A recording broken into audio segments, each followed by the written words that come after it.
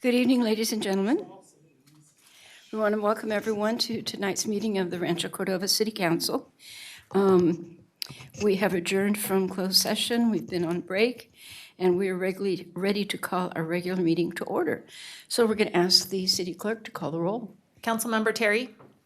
Here. Councilmember Gatewood. Here. Councilmember Pulapati. Here. Vice Mayor Sander. Here. Mayor Budge. Here, thank you very much. Stacy, will you read all the TV announcements and the Zoom-in calls info? Yes. The meeting of the Rancho Cordova City Council will be cablecast on Metro Cable 14, the local government affairs channel, on the Comcast Consolidated Communications and AT&T Uverse cable systems. The meeting is closed captioned and webcast at metro14live.saccounty.gov. Today's meeting will replay on Thursday, September 7th at 6 p.m. and Friday, September 8th at 6 p.m. This meeting can also be viewed at youtube.com/Metro Cable 14. A DVD copy can also be ordered from the City Clerk's Department. And this webcast of this meeting will be available on the city's website within 48 hours of adjournment of this meeting. And I will get to public comment after we do the pledge and invocation and a few other things, if that's okay. Super. All right. Alrighty. At this point, we're going to begin our meetings, as we always do, with the Pledge of Allegiance and with an invocation. I have asked Code Enforcement Officer Russ Ducharme to lead us in the Pledge of Allegiance. And our invocation tonight is brought to us by a member of the Law Enforcement Chaplaincy, Ruby Smallwood. So we would invite you all to stand. Salute. I pledge allegiance to the flag of the United States of America and to the republic for which it stands, one nation, under God, indivisible, with liberty and justice for all. Thank you, Russ. Ruby, welcome. Thank you. Please pray with me. Gracious Father, may this day of work have the blessing of your touch. Anoint the plans so that even the smallest of tasks set before us brings you honor. May all the work and service we do and the way we do it bless you and those that we serve. Bless this council and the community they serve with wisdom, discernment, commitment, courage, and strength. Continue to cover them with your peace, love, and guidance. Amen. Thank you, Ruby. Please be seated. We always do presentations, and tonight we have a longtime resident, Richard Montgomery, who is going to receive an annual presentation because this is Prostate Cancer Awareness Month. And we always want to call attention to the work that certain organizations are doing. So, Dick, if you want to join David.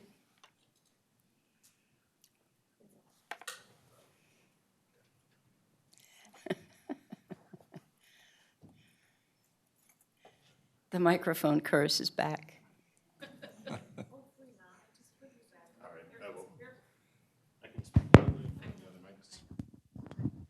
Testing. Oh, we're good. Loud and clear. Yes, sir. Good to see you back. It's been a few years. You? Many years we've done this. It's always an honor. All right. This is a proclamation given by the City of Rancho Cordova recognizing Prostate Cancer Awareness Month. Whereas prostate cancer is the most frequently diagnosed cancer in men and the second leading cause of cancer deaths in men, and whereas 1 in 8 men have a lifetime probability of developing prostate cancer, that's 1 in 8, the American Cancer Society estimates there will be 288,000 new cases of prostate cancer in the United States in 2023. And whereas it is estimated that 26,000 men in California will be diagnosed with prostate cancer this year alone, and it is estimated that 4,900 California men will die from this disease this year. And whereas the incidence of prostate cancer is more than 70% higher in Black men for reasons that remain unclear, and whereas the American Cancer Society recommends that men meet with their healthcare providers and make an informed decision about whether or not to be tested for prostate cancer, whereas the City of Rancho Cordova joins communities across the nation to increase the awareness about the importance for men to make an informed decision with their healthcare provider about early detection and testing for prostate cancer. Now therefore be it resolved, the Council of the City of Rancho Cordova does hereby designate September 2023 as Prostate Cancer Awareness Month. And in witness thereof, our mayor has set her hand and caused the seal of the City of Rancho Cordova to be affixed. Thank you, David. So thank you very much for bringing this to our attention every year and for serving as a recipient of this proclamation. We know you do great work. And at this point, if you want to make any comments, you can. Always have to make a few. So, Mayor Budge, member of the council, thank you very much for repeatedly helping us with this cause.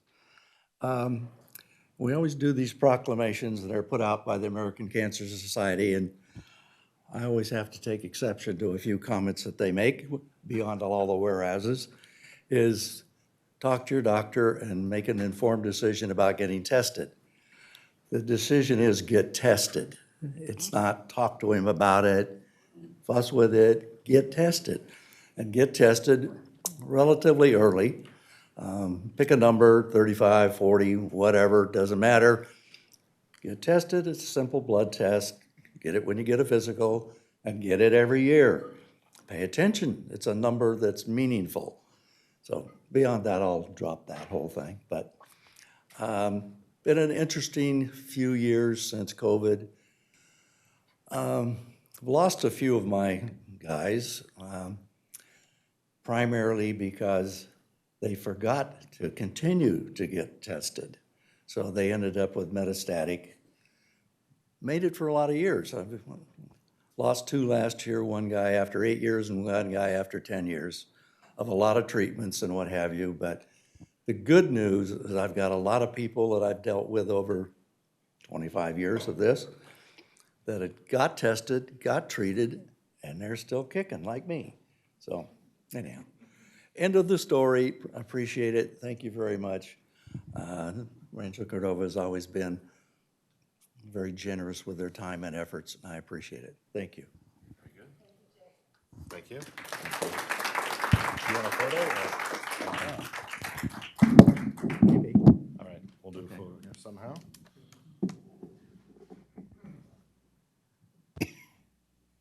Rancho? All right. Thank you. Thank you again. Thanks again. Thank you, Dick. It's always a pleasure to see you, and you are so right. Almost everyone has family or friends that have been affected, so it's an important lesson to remind ourselves about. Thank you. So we have a whole bunch of new employees. Mike and his team have been very busy. So we're going to call on, first of all, Kwak Nam to introduce people.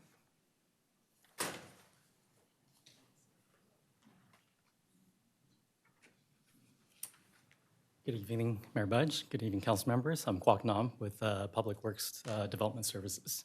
And I'm here to introduce Khalik McLean. He's our newest Assistant Civil Engineer for Development Services. He's a native from the U.S. Virgin Islands. He's a local Stingers graduate and been doing stormwater projects and supporting grants for a local private consulting firm for the past 7 years.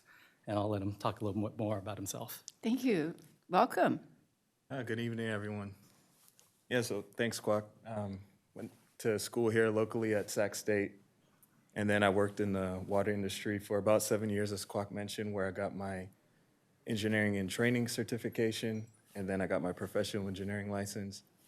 And now I'm just looking to contribute and to further expand the City of Rancho's public works. Well, congratulations, and thank you for joining the team. Thank you. Thank you, guys. Russ Ducharme.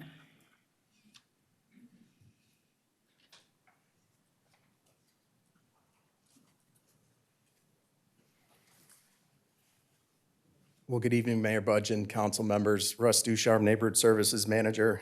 Excited to introduce April Stevenson, our new division management analyst. Very familiar face. She was an animal service officer for several years. Really excited for her in her new position. She's been in the position about 2 months and adapting well. And I'll give her a few moments to introduce herself. Thank you. Good evening, Council.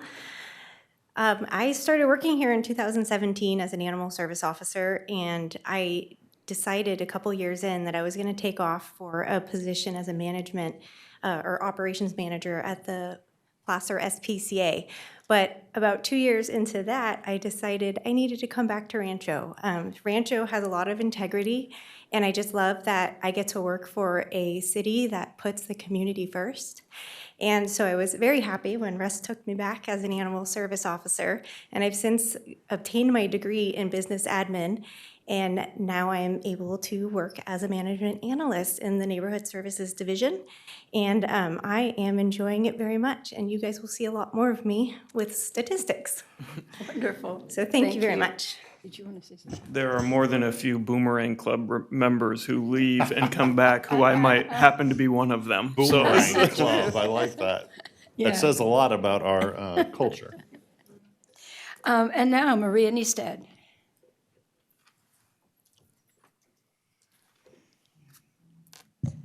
Good evening, Honorable Mayor and Council members. Maria Chacon-Niestad with the Communications and Public Affairs Department. It's my pleasure this evening to introduce you to our newest Communications Officer, Lauren Burke. Lauren is going to be working on some strategic communications initiatives, including our digital content, which includes our e-newsletter and our events newsletter. She'll also be working on our website, keeping it up to date. And she will be doing some proactive media relations among many, many other tasks. And I'm going to let her introduce herself to you and tell you a little bit about herself. Welcome, Lauren. Thank you. Good evening, Honorable Mayor and Council members. I'm Lauren, like Maria said. First of all, I'm really grateful and excited for this opportunity. I come from the private sector in communications and public affairs. I've worked with some state agencies and also have some political communication background working in campaigns. I'm born and raised in Sacramento. I went to Rio Americano High School just across the river, and I'm a Sacramento State graduate. So really excited to be working in a community very close to home and such a tight-knit city and innovative city. So really excited for the opportunity, and thank you all. Thank you, Lauren. Who'd you have as an English teacher at Rio? What year? Any of the years. Yeah, let me think back. I had Miss Squeezy one year. I can't read that far. I don't think so. Excellent. I've heard great things. I've heard really great things. Right answer. You're going to make an excellent team member. Give her a And raise. she's in communications, so that's the right That's the department. right department. Yeah, excellent job. Thank you. Little on-the-spot Thank you, quiz Lauren. there. Kim Duran. Her new employee is now worried, is all I have to say.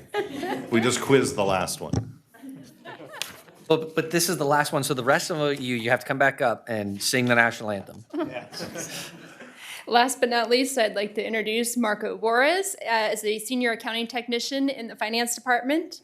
Marco hails from Stockton and has spent the last 5 years working in different areas and aspects of local government finance, first with the city of Lodi and then most recently with the city of Manteca. While he's only been with us for a few weeks, we have quickly come to appreciate the high level of energy and enthusiasm that Marco brings to the finance team, and I have yet to find him without a smile across his face. So, That's much appreciated. Thank you, council members and Micah. It's been a pleasure to take the opportunity and to work close to everyone here today. I come for just a really huge reason is that I'm a very family-oriented person. I have a total of now 11 nieces and nephews here in Sacramento area, and 3 of my siblings live out here too. So it's a great opportunity not only for me for personal growth, but also to being near them. 3 of them are actually here today as well to show some support, so kudos to them. They can say Tell him hi. to wave. Oh, hello, family. Hello, familia.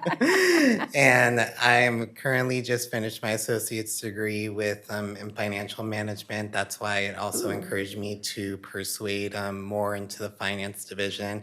And it became a really great opportunity to explore more in the finances and more in depth for creating those long-term goals in the future for Rancho Cordova, and hopefully to get my bachelor's, knock on wood, by the end of next year. So wish me luck on that. And my main goal is just to always show a positive attitude and always to show that we're in this together as a team. And I look forward to working with Kim and the full finance staff, and not only with finance, but everyone within, because everyone has skills to offer at the end of the day. I look forward to it. Thank you so much, everyone, for having me here today. Thank you.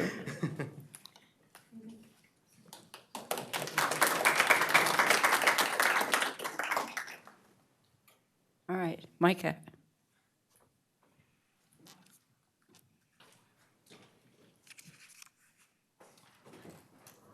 So I have the pleasure, I'll move down here for the introduction of Howard. I think there was a miscommunication from the last meeting, and so I think part of this is really taking advantage of Howard tonight and being here to recognize his 20 years of service to the city of Rancho Cordova. And so really appreciate him and the work that he does, and I think really want to honor him today. And you get to do it on your own and not with all those other people, which is even better. So with that, anything to say? Good evening, Mayor Budge and Council. I'd like to thank all of you for the opportunity to work with the City of Rancho Cordova and putting up with all of the mistakes I've made in the past 20 years. I'd like to thank people like Ted Gabler for seeing my potential and supporting my growth. I'd like to thank people like Joe Cuff for helping believe in myself and becoming a friend. I'd like to thank people like Kurt Haven, who taught me how important it is to truly care for the community and give them the support they need. I'd like to thank people like Adam Lingren for always answering my phone when I needed counsel, no matter what kind of messages I sent. I'd like to thank people like Stacy Leitner for always lending me her ear after all these years. I'd like to thank people like Linda Budge for always asking me what's going on with various complaints instead of assuming the building department was responsible for the problem. I'd like to thank people like Cyrus Abar for helping me recognize my value to the community and giving me support with building department's processes and policies. And most of all, I'd like to thank Elizabeth Sparkman, who has always been tolerant of my inadequacies and helped mentor me and support me after all these years. But I think when I retire,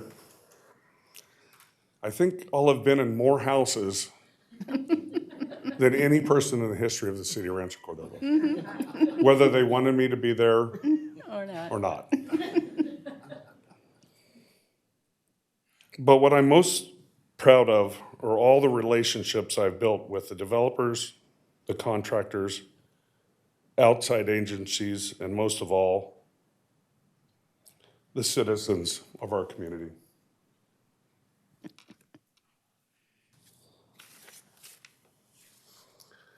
Setting realistic and reasonable expectations with transparent communication. I've tried not to burn bridges, whether the client deserved it or not. I've tried to put my ego away in dealing with difficult situations. Wise people say, your ego is not always your amigo. If you want proof of that strong relationships we've built, feel free to contact anybody, clients, the people we've worked with, because I'm proud to have served in the city of Rancho for all these years. Finally, I'd like to thank the great group of people I work with in the city today. IT, gosh, they put up with my stuff. I'm like the billboard for user error. HR, unspoken. economic development, code enforcement, police, public works, planning, community outreach, finance, and the city manager. We have a good team right now. Please keep supporting us. It's nice to go to meetings and see people get together in the city and try to help our community, not try to use their power to throw hurdles in their way. And finally, I'd like to thank you again for providing me the opportunity to work with this growing community. So thank you. Thank you, Howard. The feeling is mutual.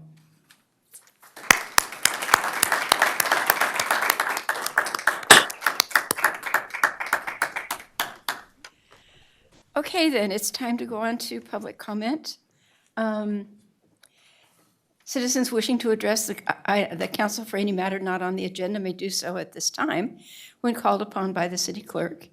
And we hope that everybody has filled out a comment card who wants to speak tonight. Take 3 minutes and tell us what's on your mind. Remember always that the city council cannot take action on anything that is not on the agenda, but we will be happy to put you in touch with our wonderful staff people like Howard, or somebody else who can help with an issue, or schedule something on a future agenda item if that's necessary. Stacy, there's also some information about how you raise your hand in Zoom and that kind of thing. Yes, so I will share that and then I will call on our first speakers. If you would like to make a public comment via teleconference, please use the raise hand feature that's available there at the bottom of the screen in Zoom. If you are participating by telephone and you'd like to make a public comment, please press the *9 to raise your hand. And if you are participating by telephone, we invite you to participate there as well. Please just wait to be called upon by the city clerk. And we will start tonight with those individuals who are in the council chambers: James Garcia, Helen Whalen Bashaw, Mark Berry will be our first 3 speakers. Welcome, James. Good evening. I'm James Garcia, resident of Stone Creek. I'm here because I'd really like to see if the process for updating projects on the project website can be streamlined a little more. Right now, projects show as a percentage with a little bit of information as to what's going on with the summary status, but it does not provide full details whether or not a permit is officially issued. My point is there is a Logic Center project that has been approved, and grading is on there as a line item, and it is showing a percentage being completed, but it does not say that a permit is officially issued. And the contractor has been trespassing on Parks and Rec land numerous times at Parley Point. We've called many people. Mr. Sander has received a couple calls and emails and has helped facilitate to get some information, as well as Micah.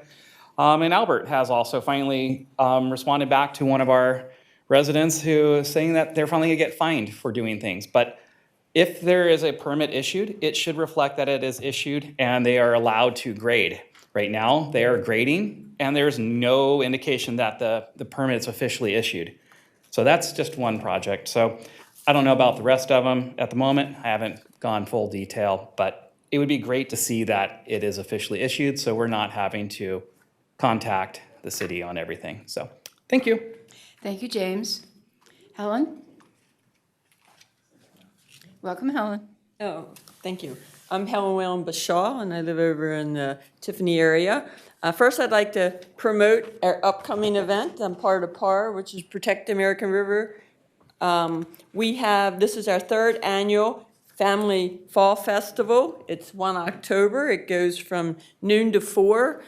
It's a nature event. Children can learn about nature. We have a scavenger hunt, and at the end, they get to draw a ticket out, and they can win a prize. There will be food being sold there. So this is the 3rd year we've had it. We've had up to 400 people show up. So we're encouraging more people to show up and learn about nature. One area I'd like to talk about is I was a little miffed when we were doing the districting last time. because a map was used by Linda and Dave. They didn't say what was wrong with it. They didn't say what the builder of that map did. Why did the builder take land on both sides of Folsom Boulevard to make it as the one district? It was a crucial issue because on the northern side of 50 or Folsom Boulevard, there is a school educational area where people come to learn English. And so the people in Lincoln Village come walking over there. So that would have been a perfect fit, but that wasn't mentioned. Instead, the map was torn apart, as far as I'm concerned, and redistricted for self-serving measures. I believe that the maps should be presented as to why the person selected the territory. That's real important. It leads me to think that maybe the council's not reading everything. Second issue I'd like to talk about is the Planning Commission, the fiasco that took place. I attended the Planning Commission meeting, and Linda and Dave showed up to put a halt to it. What I remember about when I went over the video of the Planning Commission meeting that caused for the addressing one of the commissioners, what I saw was, I believe each one of those commissioners represents somebody up here. And for you now to come in behind like mom and dad and tell them, no, you're wrong, we're going to shut it down, that's my opinion. That it's telling me that you have no faith in the Planning Commission. I believe that the people who made their comments at the Planning Commission, planning commissioners, actually might have talked to somebody. So I just think that we need to keep the Planning Commission the way it was and not sunset it like was sunset before. The people want a Planning Commission. Thank you. Thank you, Helen. Mark?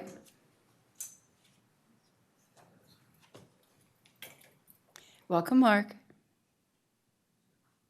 Thank you, Mayor. Appreciated. Council members appreciated. So I'm going to talk about the what's known as the CASA site just a little bit. So, and it's just really just a recent development on the CASA site. I understand in August, 23rd, I just noticed that the area was mowed again, which is nice. We all want weed abatement.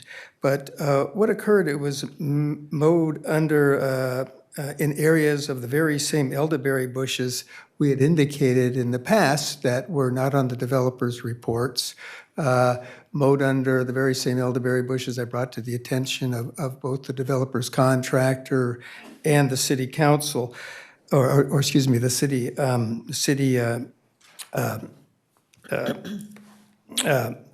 people out there looking at it.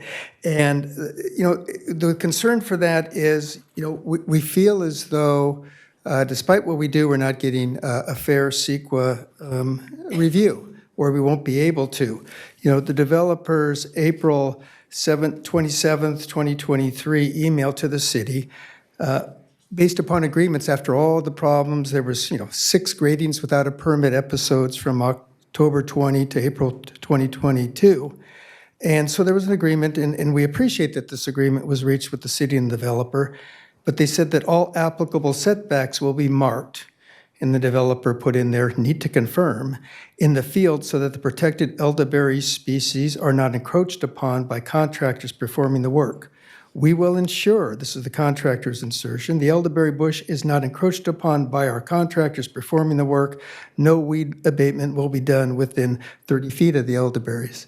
Well, the time I read this letter, soon after April 27, 23, actually all the elderberry bushes along the American River Parkway were mowed not beyond the setbacks, were within the setbacks.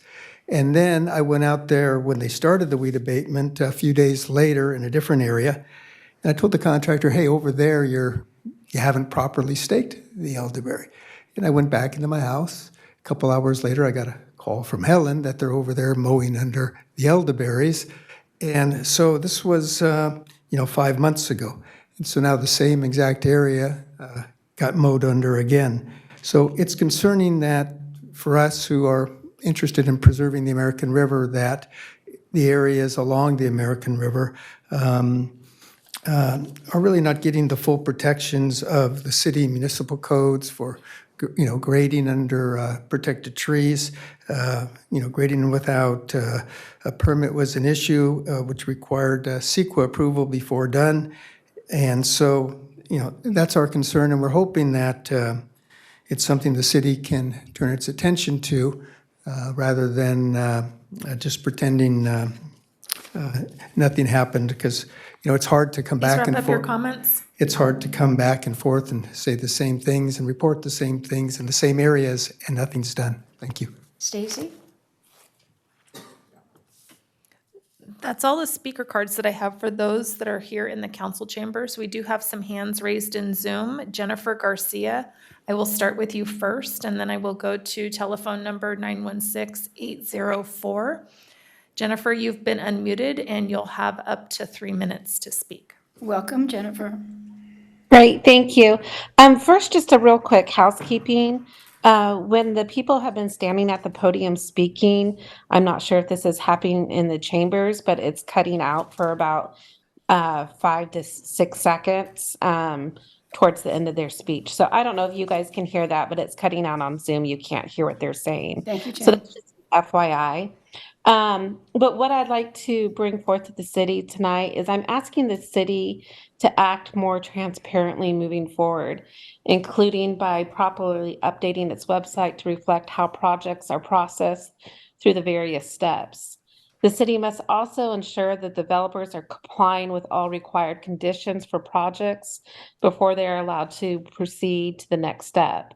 Likewise, the city should be closely monitoring all construction sites, including that for the Logistics Center and Stone Creek Industrial, to ensure that the activities on and off the site are fully compliant. Such examples, would be the construction trucks that have been parked up on Parlay Point on the south side of the Logistics Center, setting up the water and electrical lines on the Stone Creek Industrial. If we don't keep checking on the developers, we may have another Swanson Hawk issue on our hands. As you know, Elliott was supposed to take care of the birds about 20 years ago. The birds are still here, but the property that was promised to them has not been taken care of, and that's kind of gotten swept under the rug. I'm sure you'd love to see less emails from some of the residents, and we would love to have people in the city doing more the jobs than us doing this as a second part-time jobs. We also haven't seen, and I believe with the Logistics Center and Stone Creek Industrial, that there was supposed to be a sound wall set up on Dabina Court, and we still haven't seen anything taken care of or addressed into that. So if the city could just follow up with the promises that were made to the residents, that would be great. Thank you very much. Thank you, Jennifer. Faiza?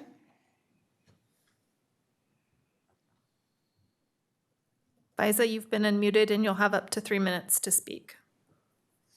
Okay, thank you. This is Faiza Mughal in Lincoln Village regarding districting and the map. I am the author of Map 511, which the council did select as the handful of maps that they were pushing forward. But I did want to notify the community as well as the council that I have since revised my map and will be submitting that. I have sent forward public comment in writing regarding my map justifications, as well as collected signatures of support from the community. And that is available in the agenda file for today's meeting if anybody is interested in looking a little deeper at the changes I've provided in my map, and as well as the justification. That's the summary of my comment for today. Thank you very much. Thank you, Faiza. That is all the public comment that we have via Zoom and telephone. The city clerk's office did receive a few additional written public comments via email. Those emails have been distributed to the city council. They have been placed on the website of the city's website, and they have been printed, and they are located in the council chambers in a binder in the back of the chambers. Those comments came from the following individuals: Lori Herman, Mary Lou Wright, Lisa Sanchez, Angel Ball, Lisa Phoenix, Faiza Mughal, and Jennifer Garcia. Thank you. Thank you. Then we'll go on to council reports. Donald? Thank you, Madam Mayor. Start, and I'm sure Siri will give some input as well, but we did have the 2x2 with Elk Grove Unified. Some of the highlights, I guess, school is back in session for our students for the most part. They're year-round in that area, for the elementary schools at least, and Albioni and Pleasant Grove went back 4 weeks ago, I think now, 3 weeks. There was a decision made in the last, I think, about month or so to decide where the third elementary school is going to go, and it's going to go into the newer neighborhoods closest to Grant Line. That may have been a bit of a surprise because there is land still reserved in Sunridge Park. But in that conversation, it does sound like we're getting closer to a high school, and that once those three schools are at capacity and they're looking at the fourth elementary school, will be the time that we'll be talking about a new high school in that area. The board has not voted, but they have engaged an architect that specializes in phased-in development projects. So normally, and we've talked about this a lot over the last 5 or 6 years, but one of the things that staff at Elk Grove Unified are looking at and trying to have a scenario to bring to the board is to build a school that's big enough for a junior high that would be a 7 through 12 school to start so that we would get a high school sooner. But it would be an open enrolled school. So, families that are in Rancho Marietta or even in Rancho Cordova wouldn't have to go to that school. They still could choose Pleasant Grove. And there are some trade-offs to being in a smaller school. If anybody's familiar with health professions or even George Washington Carver, which is here in our town, or even West Campus in Sac City Unified. All of those are smaller schools that don't have things like West Campus. I remember when I was on the school board, they couldn't field a football team halfway through the year because there just wasn't enough kids. There's only 1,000 students on that campus. So we would run into those kinds of things until we got to that critical mass of 1,800 students at a high school, and then finally building that high school. But it does give folks the option sooner rather than later, hopefully. Want to thank the chamber for their annual elected official reception. Held it, I'm trying to remember the name of that place. Stardust. A very eclectic place to find some collectibles if you ever need to. Want to thank staff and David for another good Growing Strong neighborhood meeting. Talked a lot about all kinds of stuff. Just kind of leave it at that. Let's see here. We did have an air district meeting, and there was actually quite a few takeaways that I wanted to share. One was they announced a new grant or grant funds that came into the air district for the Clean Cars for All program. So they're going to have $12 million in this next fiscal year for grants for low-income people to buy e-vehicles, up to $9,500 per family, depending on the need. So check out the air district's website if you're looking for more. I will also say, now that we've had our first smoke day of the year, I don't know if we still, Micah, do we still have any more purple air monitors left to give out here? I think we have a running source if needed or if required. I would just encourage any other residents or neighbors in the city, if you're interested in getting one of those monitors. It will show where your house is, just in case you're wondering. But it also means you don't have to walk outside to find out if it's safe to be outside, which last week for about half of a morning, it wasn't very good. And then the wind cleared it up by the time kids got out of school. Let's see here. I did want to highlight also that the Air District put in grant funds into, I think it was just one vehicle with the library that's now an e-vehicle that's a mobile library vehicle that they're doing library hours at schools all across the region, and it's now an electric Like vehicle. a bookmobile. Yeah. And evidently, the library owns it, but the Air District paid for it. There's going to be some public workshops coming up. One was, hang on, let me bring this up.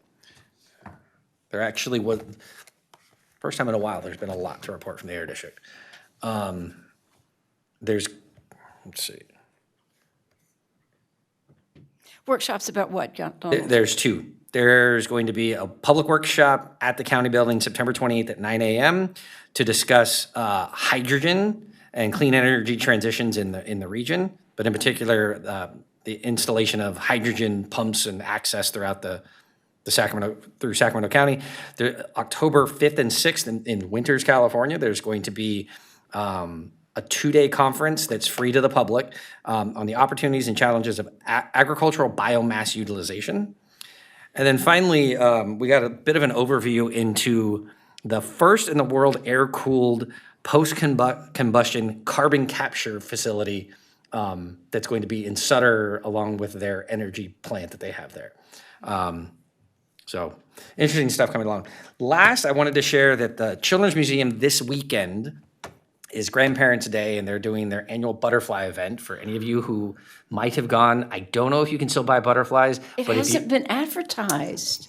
Well, and it's sold out, I'm pretty sure, by now. You can check, go to their website. It'll be this Sunday. This used to be a joint partnership with a hospice organization. It's now just the Children's Museum's event. If you haven't done this before, you can actually buy butterflies. Yeah. They come in these little cardboard envelopes, and we release them over here at the museum all together after we read a poem about grandparents and other stuff. It's a really nice event. One year it got smoked out even during COVID, but we tried to do it even outside, but it had become a drive-through event where you took it and went home. But it's a really nice event, and come out, check out the museum and what's going on there. But as the board chair, I had to plug it, but it is a very nice event. And if you can't buy butterflies, you can still donate, and I'll give you some of mine. We'll have plenty. At least for you. If everyone showed up, I don't necessarily have butterflies, but I usually get extra for my donation that I do. So that's it. And check out the Children's Museum website if you're looking for more information. Garrett. Well, I just got back, so if you guys didn't see the last meeting, I think that was the meeting I was in Tennessee or some other place. So first, thank you to Diane Rogers for the chamber event. It was great seeing all the local politicians. It's nice that a majority of the head of Sac County sheriffs and the head of the fire district are all Rancho natives. So like I always say, all the greatest stuff comes out of Rancho Cordova. If you just look back, it was interesting to have those guys because they knew where Mills and Mitchell is. When you say something, they actually know where it is. It's no longer people that are like, where's that? So we're slowly taking over quietly and slowly. Thank you to the SIU and Fabrizio and their group for doing a fun event down at Fairy Tale Town. That was also fun. And then all my other meetings were canceled or continued, which is amazing. Every board I was on got canceled. Now, did they all email me? No. So that was great. So it was good driving down to the county, fighting the traffic, giving the guy $6, and then getting back in the car, cursing the day I was born, and getting back in the car and driving back to Rancho and being like, why can't we? The city reimburses you for your mileage and your parking. No, they don't. I'm negative now. It's the craziest thing ever. You can turn those receipts in. Makes me sad. Since Anyway. there was no meeting. I can't. You still reimburse for people that don't communicate well. The worst part is when I'm the chair and I call them like, "Did the meeting get canceled?" Like, "Oh, yeah, I forgot to tell you." And I'm like, "You son of a." Anyways, hoping to have lots of good meetings coming up here to tell you about the library. I think Linda and I have a thing we're going to ask for because that's one thing Rancho Cordova doesn't have, which is our own library, which I would love to have in the next couple years. And that's it. Thank you, Garrett. Siri. Thank you. I wonder if the city will reimburse for parking, parking tickets that we get at downtown, because No. parking No, is- we don't. Don't illegally park. it was not illegally parked. Nope. Start illegally. Fight the ticket. I bet you somewhere there is a code that specifically says we cannot be reimbursed for parking tickets. So I attended, so I had a meeting with the Sac Asian Chamber to discuss an internal study mission where they want to visit Rancho Cordova and see all the good spots and visit companies in Rancho Cordova. So I had a good discussion with them. Myself and Mayor Budge attended the California Capital Air Show. We attended the STEM event where hundreds of kids attended, and they got to see what was next in innovation and the fun STEM careers that they could see in front of them, because there was a panel up there where it was, if you can see it, you can be it. And lots of kids were there. They got inspired, and this was in a hangar with lots of planes and lots of cool electronics. So it was a really fun and educational event. That's great. I also attended the Rancho Cordova Chamber's elected officials reception, and that went pretty good. And like my peers mentioned, it was a really unique place with lots of items where I think you could spend a whole day in there and learn a lot about history as well, because there was the really weird and cool stuff in there. I attended with Council Member Terry, the Elk Grove 2x2.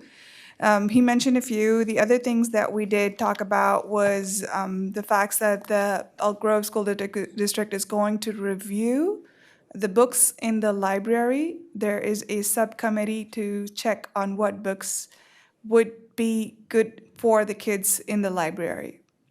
So they would be reaching out to the residents to give their feedback, and there will be a meeting about this sometime in October. We also discussed a bit about the bus situation for the kids going from this Rancho Cordova to Elk Grove.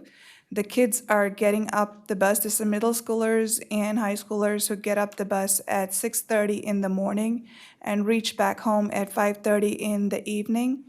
And the fact that this is not, and they still have other activities to do, they still have homework to do, and the bus situation is not working for them. So I have a whole bunch of questions that I've sent out, which we could not cover in the meeting, but I've sent it out to the school board, and I will give an update, or I will request an update if we don't hear back from them soon. And that's my update. Thank you. Thank you, Siri. David? Thank you, Madam Mayor. The elected officials' reception was quite nice. The Growing Strong Neighborhoods meeting was cool. We continue to innovate on the Growing Strong Neighborhoods front, and it's exciting to see what will come next. I think it's particularly valuable to residents now and looking into the future about what sort of value Rancho Cordova has as a place to live. Had a fascinating meeting at Regional SAN, where I'm chair of the board. They, it turns out, I was unaware of this, have a couple of scientists on staff. And those of you who will remember, a few years ago, the state of California mandated that we in Sacramento upgrade our sewer plant so that the effluent would have a lower nitrogen level. And the argument that was made, well, I won't go into too much detail. The argument that was made was that cyanobacteria in the river were dying off because of the amount of nitrogen that was coming out of the Sacramento sewer plant's effluent. But there was no science to back that up at the time, and there still sort of wasn't. So a couple of scientists from Regional SAN have spent about a decade now working on this question, taking water samples from up and down the Sacramento River into the American River, trying to figure out where does this die-off of cyanobacteria happen. And it turns out it has nothing to do with our effluent. It's all happening upstream of Sacramento. So you know what the conclusion to that is, as I just laid it out? That $2 billion upgrade that we were made to do to reduce the amount of nitrogen, that's not gonna have any effect on cyanobacteria numbers. And we're going to pay for it for the next 40 years. And we've already paid for it. And we've already paid for it. And even odder. No. We financed it, Linda. You're Yes. right. We're gonna keep paying Yes. for it. That is the, We are all going that to is the continue correct That's like to saying, pay for I bought it. my house. So If you got a mortgage on it, somebody paid for it. You're still paying for it. Sometimes people ask me, what is it like being a scientist in public office? And usually I say, oh, it's great. I have the logical side of my life and I have the illogical side of my life, and you can figure out which is which. And this is one of those times when it's actually exceptionally painful to wear both hats and see that happen, a decision that was not based on science, and now sort of confirmed that it was not based on science because now we have the science. And at the time, I think they gave us 60 days or 30 days to prove that the effluent was safe. That was their final recommendation to us as a region. And it only took a decade, but we actually proved the effluent as it was safe. But of course, there is some good side to that $2 billion project that was called Echo Water. It was just recently completed in total. And it came in below budget, so it wasn't $2 billion, it was more like 1.7. So that's a credit, I guess, to management at Regional SAN. And they also have created a harvest water project, which I think I mentioned before, but since I last spoke to you, the state has given out grants and some other sources have given out grants. That Harvest Water project is now fully paid for by outside sources. So that means a lot of the effluent that's now coming from the upgraded plant that is far cleaner than the river into which it's being added can go directly to agriculture south of Elk Grove. And so there are farmers signing up. It's recycled water. This is probably a thing we're going to see more of and more of in California. And particularly in Southern California, you know, where we just dump this stuff basically into the ocean rather than use it. And as I mentioned, it's cleaner and safer water than is present in the river. So that is really exciting, though, to see it fully paid, because otherwise, we as ratepayers, we're going to have to pay for that as well. And I think the final gap there was about $200 million. So that was very good news for all of us. Let's see. Cordova football, congratulations, 21 points on Friday night. That's a first for this season, this coach, and this team. So that was a good thing to see. I toured the Cordova Food Locker last week, sort of extensively, and I'm very impressed with the direction of that board and its executive, Carrie. Very, very happy with that. Shelley Blanchard, I think you're the board chair in the back of the room, so congratulations on the good work there. I think there's a great future for the Food Locker, and I was so impressed with it, the next day I brought someone back to use its services and tested it on the spot. There's somebody sitting up here on that board, too. Just to see it happen. Are you also on the mic? Good grief. No wonder the Somebody Food that Locker. works for you, well, she works for you, too. You're her No board wonder chair, the right? Food Locker's doing well. All right. Final comments. There's a couple of cool events coming up. Helen mentioned the Family Fall Fest. I'm just going to reiterate when that was. Family Fall Fest, October 1st from 12 to 4. That's on Rod Beaudry and Sterling Park Drive. So you sort of park in the street there, or if that's too full, I guess you can park in my driveway. That would work. Or other people's driveways or in the street. It all works out in the neighborhood there somehow. And finally, RCAA's Hall of Fame is happening this Saturday night right here in City Hall. One of the greatest events of the year. You do not want to miss it. It is very inspirational and a whole lot of fun. And what time is that, Shelley? 6 p.m. City Hall, Rancho Cordova, this Saturday. Thank you, Madam Mayor. So this has been back to school time, back to school evening time. And I attended the one at Meadows. I have a daughter-in-law who is teaching special ed over there. This is her first year, and she is super excited to be over there, which is really too cool. I joined some people from economic development for a tour of the Schnitzer Steel plant. And that was absolutely fascinating. What they do, the kinds of materials they get in there, the way they recycle them, the way they find a use for absolutely everything that they recycle over there is really quite phenomenal. And the safeguards that they have, the security that they have to make sure that what they are recycling is coming from legitimate places and not things like in the past when the live steamer lost all their track to somebody's theft and recycle. But it was really absolutely fascinating. We spent about 2 hours walking around and looking at everything, and we're quite impressed. Our police chief, Brandon Luke, sponsored an all-hands lunch for city and Rancho Cordova PD staff. And the cool thing was he invited former police chiefs to attend, and several of them did. And it was a great opportunity to greet people who have worked here in Rancho Cordova in the past. As Siri said, we had a marvelous time at the Airshow's STEM Expo. 6 people who spoke to us, to all the kids, who were absolutely fascinating. One gentleman brought his own personal robot that he had built when he had a sports injury of some sort, and he'd built himself a robot to help him get around. And he still has the robot with him today. The robot had a name, and I don't remember what the name of the robot was. Somebody working in artificial intelligence, a gentleman who flies the U-2 out of Beale, some really fascinating people to speak to all the kids. I took a granddaughter with me, and she loved every minute of it, and we just really had a great time.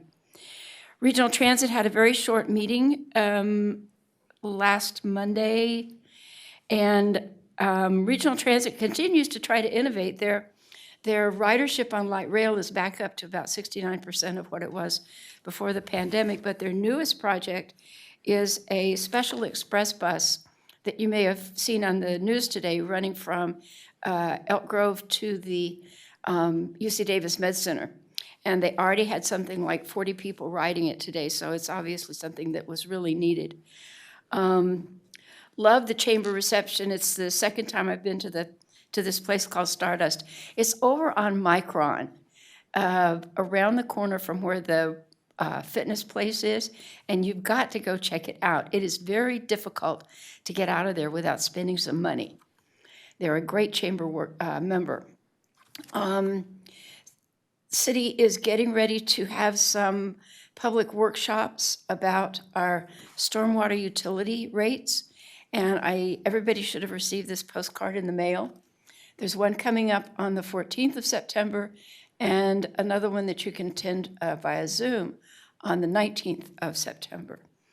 And that would be my report for today. So we're going to turn it over to our city manager for his report. Thank you, Mayor. I think you heard a little bit on the public comments about districting. We're still in the process of doing the districting process. And we had a community meeting last Wednesday to discuss and focus on the the focus maps that were selected by council.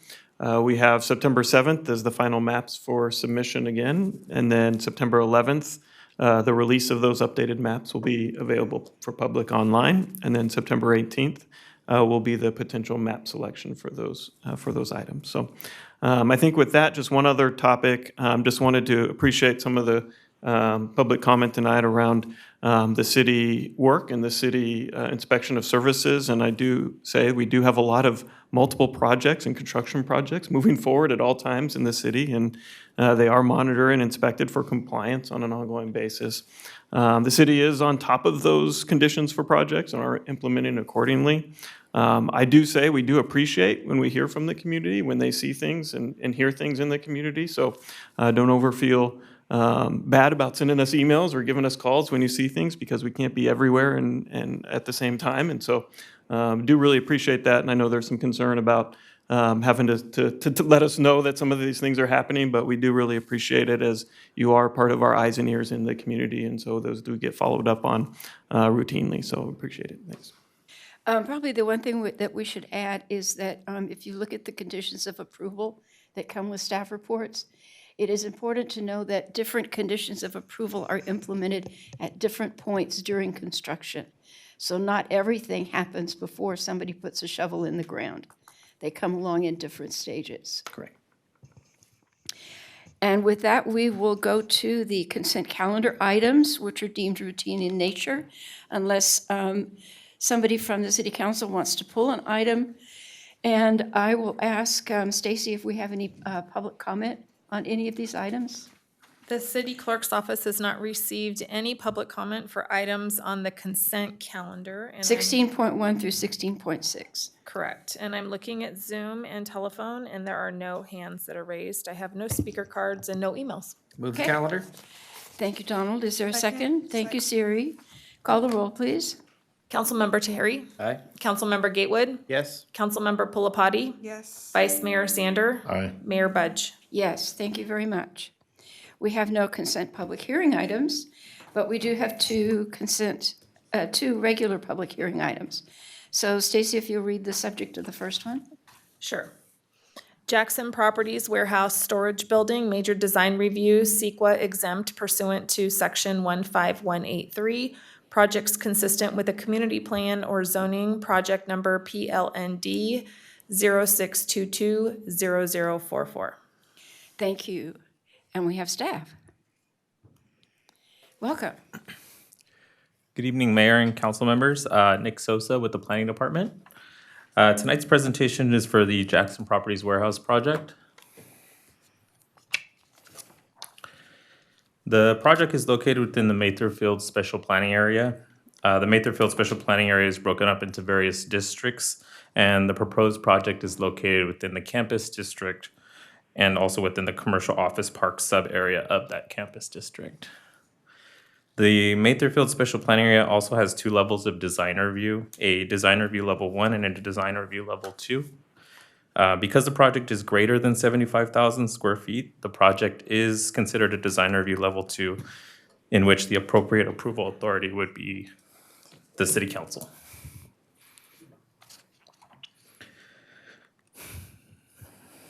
The entitlements that the applicant is requesting is a major design review to construct a 118,748 square foot industrial building with accessory office and loading dock area. The applicant is also requesting a height exception as part of the design review to exceed the 40-foot allowed height maximum by an additional 8 feet. The project is approximately 7.8 acres located between Peter A. McEwen Boulevard and Old Placerville Road. It is surrounded by office buildings, a majority of which belong to the California Office of Emergency Services, or Cal OES. The project is only proposing access to Peter A. McEwen and will not access Old Placerville Road from their site. And with that, I'm going to turn it over to the applicant to do their presentation for the project proposal. And we have somebody here tonight to speak to it? Yes. Good evening. I'm Mike Smith with Nocton Lewis Architects. Welcome, Mike. And thank you for taking the time to listen to this, and we'll go through and discuss the project. You can go to the next slide. So the project is 118,746 square feet. And what you can see around it to the right, there's a dark gray square that is the edge of the office building, which shares the same parking lot as this. The building fronts onto Peter A. McEwen, as was discussed. The property doesn't actually touch Old Placerville. There is actually intermediate property between this property and Old Placerville. It's a kind of a wedge-shaped piece, which is covered with redwood trees, as you'll see later on here. The property faces the Peter A. McEwen, and one of the things that was talked about is that the loading area on this project is facing the street. And that's something that the planning department doesn't like to do. And we worked with planning staff to look at alternatives to that, to actually turning the building 90 degrees. But what we found was that there were some downsides to going that way. One of those was fire access. You can see in this particular illustration, the hatched blue area is the fire access to the building, which is all the way around it. If it were to be turned sideways, which was the preference, it would have access from 2 different drives on 2 different sides. It wouldn't be continuous access for the fire department. The other thing was that turning the building actually, one of those was fire access. Oh, Hang on. sorry. We have you in stereo here. Yeah. I wanted to hear you twice. It was Yeah. so good. Is the line. That's frightening right there. Turning the building, what happens is that the building comes up. Yeah, sorry. Technical difficulties will get you back on it here in a second. So no problem. You're good. Okay. Turning the building 90 degrees, what happens is that the building comes to within the 25-foot landscape buffer, which means that the mass of the building is right up against the street. And if you look at the other buildings in the area, there is quite a bit of setback from the street. And we felt that was really inappropriate for the neighborhood, that it would really change the character of the neighborhood. Also the odd shape of the site also makes maneuvering difficult on the north side of this.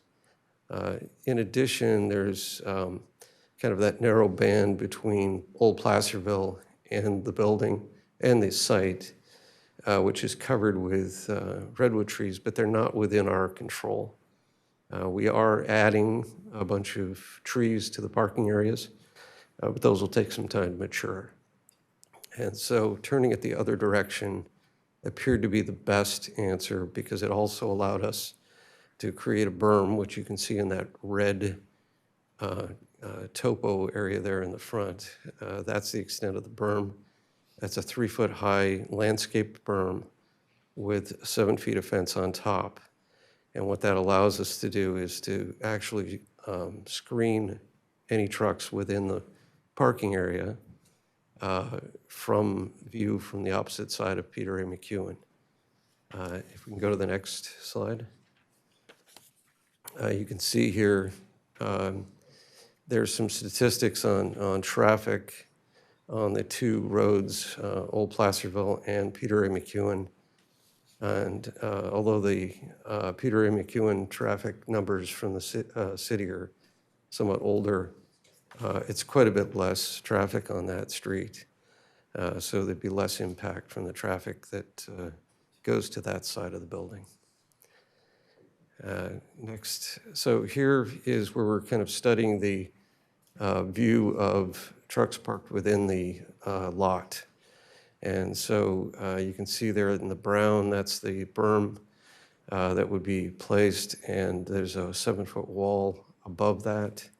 And so the view of a person across Peter A. McEwen, you can see actually goes above the trucks. So it's fully screened right from the beginning. In addition to that, we're doing a heavily landscaped area in front of that eventually will soften that even more. But the screening is actually achieved by the hardscape part that we're doing. And that also includes the gateway.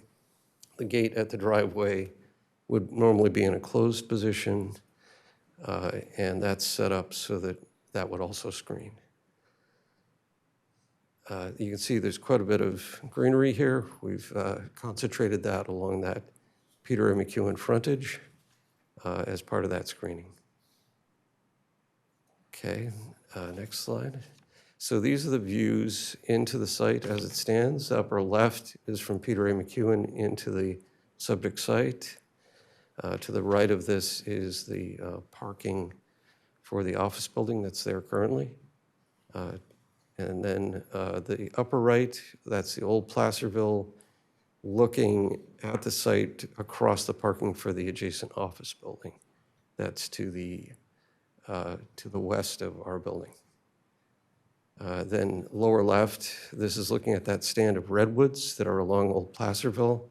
They're very dense, they're almost a hedge. They've been topped over the years to avoid growing into power lines that are along Old Placerville. And in the lower right, you can see this is the outline of the proposed building as it would be seen from across from the OES driveway on Old Placerville. And you can see that for the most part, that mature landscaping is completely covering up the building from this side. Next. Okay, the building itself. So we've worked with staff closely to try to maximize the value on this building as to its appearance from the public areas. And so we're working with colors that are from surrounding buildings across the street. For the OAS office buildings, they use the cooler blue accents. And the base color for this building is matching the existing office building, sharing the same parking. So the colors are compatible with the area that it's in. And we have various accent colors in there to kind of break up the mass of the building. Another thing you'll notice is that at the roof line, we've done a lot of increase and decrease in height of the parapet. And this is where the other issue comes in about the 40 feet. The minimum parapet height for practical reasons is about 39 foot 5 inches. But in order to get variety here so that you get the best look to the building, we've increased the height at the corners. And so that 48 feet is really in just those 5 locations where we've increased height so that you get a variety of heights on the building. And so it's not strictly necessary for this to be more than a 40-foot building, but it's important to give the right look to the building for the community. And so that's how we got to that point. And if we can go to the next. This shows the colors that have been selected. We, again, work closely with staff on this to make sure that these colors were in keeping with the community and the surrounding areas. This rendering, we've taken the trees out. So there's a lot more trees there than what shows in this rendering. This is strictly so that you can see where the colors go on the building. So, but again, it's compatible with the surroundings. Okay. So I'll let. Okay, while you're, Mike, while you're still there. Yeah, no problem. Let's ask council if there are any questions of the architect. Siri. The simulation that you showed with the trees, is it with the addition of the 8 feet? The addition of the, yes, that's correct. Okay. Yeah. That's why the little squiggly lines across the top. Yeah, I was not sure if it's with the 8 feet or without. Yes, that's correct. That's accurate to the height of the building. David? Anybody else? Well, Garrett? This is an unusual design based on things we've been seeing recently. Okay. This council's not been particularly friendly to warehouses. I see, though, that there's only, is it 8 loading docks here or 7, depending on how I count them in the drawing? Is it 9? That's 9, yes. 9 altogether? What staff report says.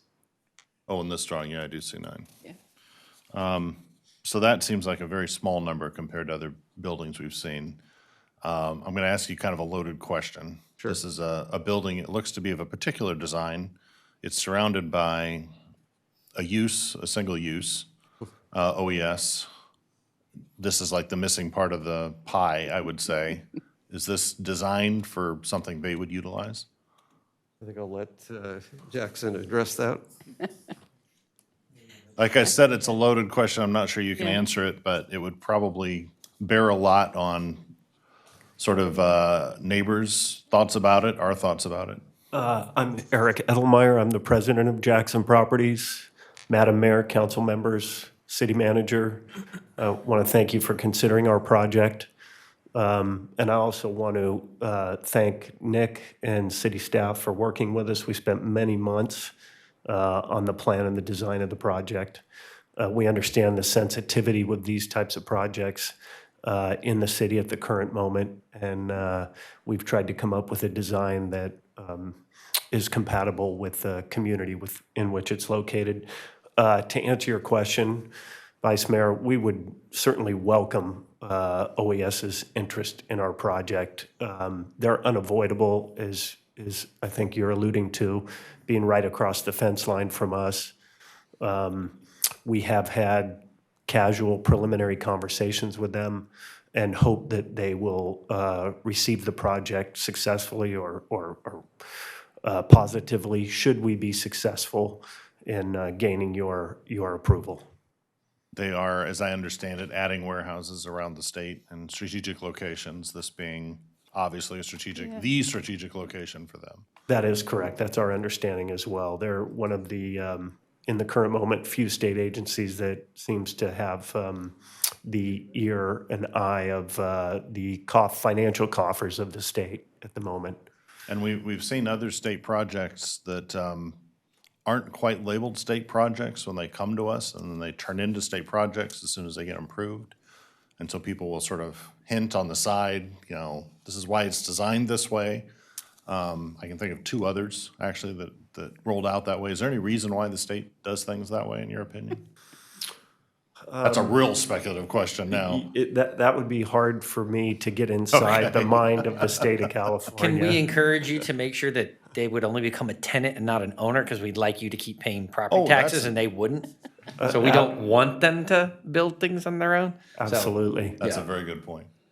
As somebody who was on a school board, that we probably lost 5% of all of our property tax revenue because they were state buildings within the school district that I was on the school board of. Maybe we can make that a condition of approval. We can't legally, don't talk about it, Can't do that. But we can encourage you not to sell it. Additional questions? I have questions probably for the architect. Thank you very much. I appreciate that. Careful Thanks, Eric. addition. So our general rule for something like this is, we don't want excessive height. It seems like it's in the neighborhood of the height of the surrounding buildings. It is Although correct. there's more bulk here perhaps than is present in the surrounding buildings. I did notice some Cal OES antennas behind this building. As I was on Peter McEwen looking at it, this will not interfere with the operation of those with the site? It should not. Okay. One of the things we look for is we don't really want to see the truck bays. We don't really want to see the trucks. It looks like you have accommodated that in this. One little detail was the gate. Yes. And you said the gate would in normal operation remain closed. Is the gate also solid? Like you Yes. can't see through it, so Yes. presents, and is that supposed to be it in this diagram right over here on the left? Yeah, The it's gate a- might look something like that. It's a little wide angle, so it looks larger than it is, but yes, that's it over on the left. I thought the perspective was a little odd there somehow. Oh, I get it. In order to try to make it an elevation more than perspectives. And on the structure of the building, we've seen others try to mask the fact that they're a warehouse or an industrial facility by adding fake windows. Yes, So it looks like an office building, right, or could pass for one if you don't look carefully. yes. Is that something you considered with this design? Yeah, so some windows have been added to this. I think you see the dark areas there that are to the right-hand side, well, basically on all sides. Those are windows. And some of them are real windows, some of them are not, depending on the security side of it. Some of them could be within office space, so they're functional there.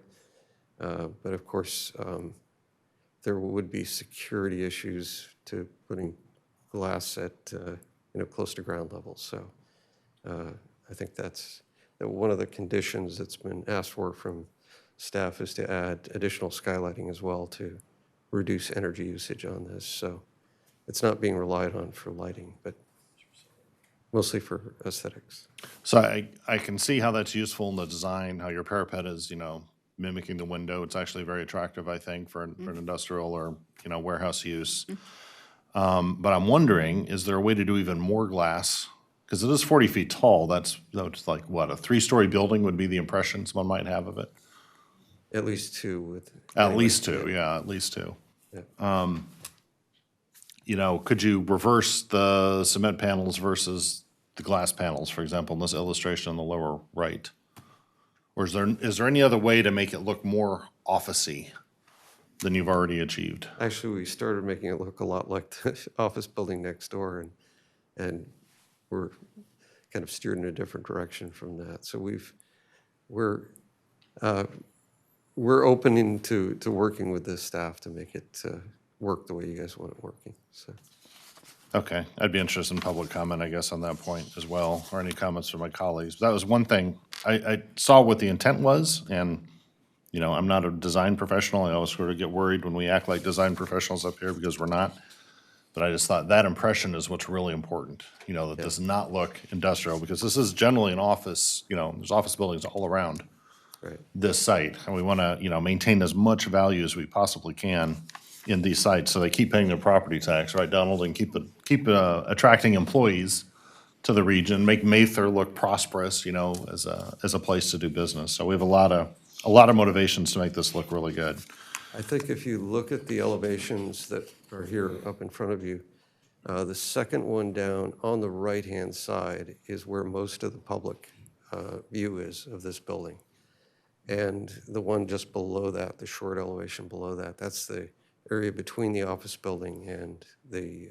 Oh, that's the west elevation, I'm sorry, yeah, the east elevation? Yeah, the And east. the south elevation, I guess, are the two that would be of, Those, yeah. the those- south elevation in particular.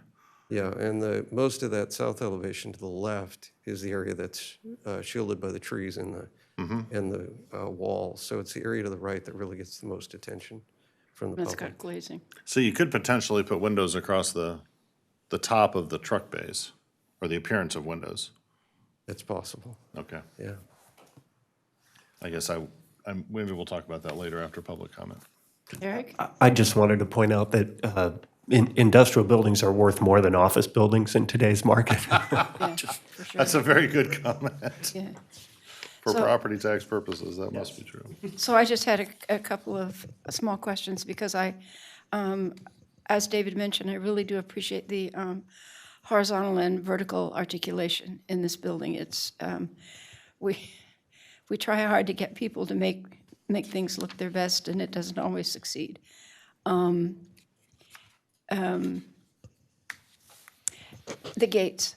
It looks like there are probably 2 gates, one for the, run back to that, next one. Yes. So down here on the bottom left, obviously that's a gate. Yes. Okay, so over here, see, it got cut off on our slide. There's a label down there, but it got cut off. So then over to the right, to the east of that, there's another yellow spot. That leads to parking. Is there also a gate over there? Or is that No. just a regular driveway? I'm not quite sure where you're, It's labeled existing parking.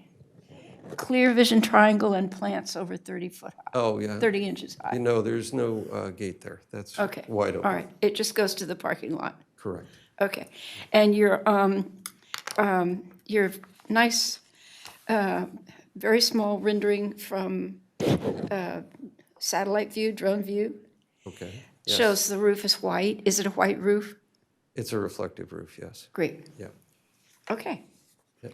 Anything else for the architect or the Jackson Properties? Actually, this building, across the street, directly to the south, there's 2 Yes. Jackson buildings from the early 2000s, and they're pretty plain vanilla, and they're office buildings, but they're pretty plain vanilla compared to this. So that's good. They're also attractive buildings. Do we have traffic estimate for this? Is there anything unusual about traffic impacts for this site? I believe Albert could speak to that, our Public Works Director, if possible. Actually, there are traffic in the staff report. Sorry, David, I read the staff report. I know, I was looking for it just now, but I'm not finding There what are I. traffic counts for both streets.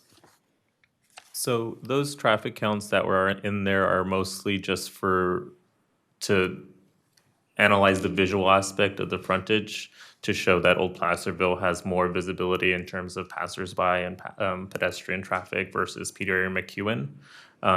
The 2022 numbers and the 2013 were the most recent that we had.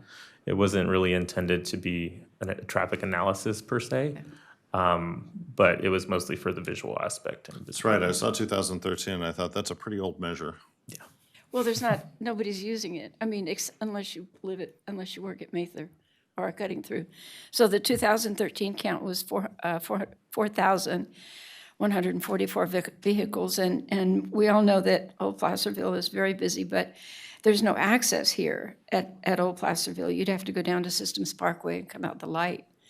And it's probable, and it's an industrial area, it's probable that trucks would use that. Because it's easier to get to Bradshaw and to get to the freeway that way. So, we've run out of questions, so we're going to open the public hearing. I think there's a couple more slides for staff. Oh, I'm sorry.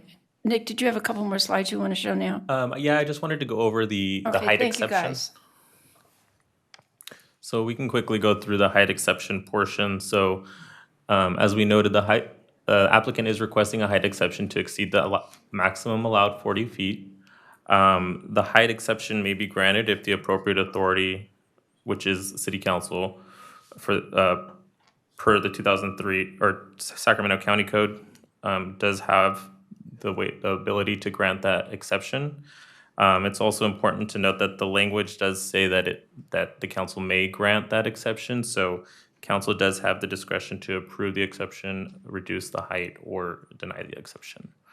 The height limits for commercial and industrial buildings may be increased to a maximum of 150 feet if the commercial industrial zones, provided that the buildings are set back a distance equal to that height to the public right-of-way. For this project, the applicant is proposing a 48-foot building height and is showing a 55-foot distance from the building's closest point to the nearest property line near Old Placerville. This diagram here shows that distance of 55 feet at this closest point.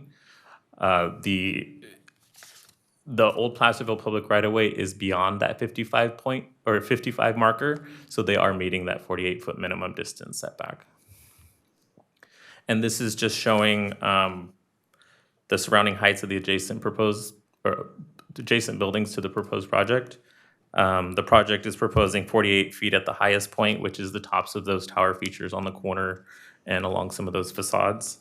The surrounding Cal OES buildings are at heights of 42 feet and 37 feet at their highest points. And the building to the north is also a Cal OES building, but we do not have those project plans because it is a state project, so they did not come through us. It's also a secret building. Yeah. So we do know that it is a 2-story office building, so we anticipate it's consistent with the other Cal OES buildings in the area. So for environmental, the project is exempt from the California Environmental Quality Act pursuant to section 15183. Projects consistent with the community plan, general plan, or zoning. The proposed project has been reviewed and determined to be in conformity with the existing zoning, community plan, or general plan policies that were reviewed with the original certified EAR for the Matherfield Special Planning Area. The subsequent EAR was completed and certified in 1997 by the Board of Supervisors for the Matherfield Special Planning Area with a state clearinghouse number of 199-605-2108, and therefore no further CEQA review or environmental review is required. Madam Mayor, can I ask a quick question? Can you go back one slide? Sure. I know I've been told this already. Why did this have to come directly to the City Council and not to the Planning Commission? So in the Matherfield Special Planning Area, it designates a design review level 1 and a design review level 2. For design review level 2 for buildings greater than 75,000 square feet, the approval authority is the Board of Supervisors, which we have determined would be the equivalent to City Council. So we brought it directly to City Council for approval. Thank you. Mm-hmm. So with that, staff determines the project or recommends that the project be determined exempt per section 15183 and adopt the resolution for Jackson Properties major design review and height exception subject to the findings, project plans, Exhibit A, and conditions of approval, Exhibit B. Thank you, Nick. Thank you. So now, Eric. Thank you. I apologize. I just wanted to speak to the traffic comment real quick. In 2009, we entitled the site for a 114,000 square foot 2-story office building with 545 parking spaces. So we're actually reducing parking down to, I believe, 165-ish, somewhere in that range. So we're actually lowering the traffic on the public right-of-ways. Because of the use. Yes. Yeah. Okay, great. So we're going to open the public hearing and ask Stacy for public comment. First, we'll hear from James Garcia. Following James Garcia, Helen Whalen Bashaw, and then Jim Garcia. Those are the 3 speaker cards I have right now. Welcome, James. Great. Hi, I'm James Garcia, member of Stone Creek neighborhood. I actually want to call into question the authority of that it goes before the council, because the Matherfield specific plan that has 180 pages, I did forward that on to you, actually has 3 levels, a level 0, a level 1, and a level 2 for review. Level 0 is basically interior type of designs, less than $1,000. Second is a staff design review, which is up to 10,000 square feet or improvements between 1,000 and 100,000. And then the final review is level 2, design review commission, the highest level of review. That's for 10,000 square feet to $100,000 or more. So I really do believe that it should go to the Planning Commission because that is what we have tasked them with, is major design reviews. I have other concerns about the traffic numbers. I do frequent going through Matherfield there on that particular stretch by the sports complexes. That is less than 1,000 feet from sensitive receptors, as we've already been fighting on other warehouses. This is a warehouse that is less than 1,000 square feet from the soccer fields. They are a sensitive receptor. Again, using 2013, that's 10-year-old data. There's an awful lot of people that cut through that place. It's also on a dangerous turn. It is a 2-lane road, Peter McEwen, and the entrance to that project is at an angle, weird angle to go in and out of. Truck heights, they are actually 13 and a half feet, so that 3-foot berm and 7-foot fence is not gonna block a truck trailer. It's 13 and a half feet tall. So again, you have a lot of different things that are a problem. Again, my biggest concern is the fact that this city has prided itself on fulfilling the promises that we wanted to get out from under the yoke of the Sacramento County, and that's why we became a city over 20 years ago. This city has failed to actually implement the proper code changes, because at cityhood, we did a cut and paste job of county code. That is why staff is constantly referring to 2003 code. It's because we have not done our job as a city to update our code to our own. Stop with the special plans, specific plans that were designed by the county. We don't have development agreements for this particular area. We could have ended this a long time ago if we would have wanted to get out from the yoke of the county. Old ordinances, that is what everybody is relying on. We need to stop. Go back to the right process, put it to the planning commission instead of this council, because it's not designed to be here. Thank you. Thank you, James. Helen? Hi, I'm Helen Bashaw. I'm looking at the warehousing, and I think we have like enough warehousing. I agree with everything James said. I'm looking at all the pretty drawings. We have a bunch of pine trees. We don't know what kind of trees would be more beneficial to address the global warming issue. We have landscape. We have lots of grass. Grass needs to be cut. Grass needs watering. Grass gets fertilized. Fertilizer in grass gets put in the storm drains. So I think we need to look at more environmental landscaping on these type projects. I did notice what James did, that the entrance is, to me, is a dangerous entrance because of the curve that it's got going in there. I don't see any real energy efficiencies on that building. I don't see skylights. I don't see mention of solar, because putting a warehouse in is going to drain the grid and is going to have less electricity and potential blackouts going on during some peak times that the warehouse will be going. So with that, all I got to say, thank you. Thank you, Helen. Jim? Good evening, Jim Garcia, Lincoln Village. I really wasn't planning to come up here and say anything tonight, but after listening to that presentation by the architect, I kind of find that on the 40 feet that they're talking about, the extra 8 feet is primarily for cosmetic purposes.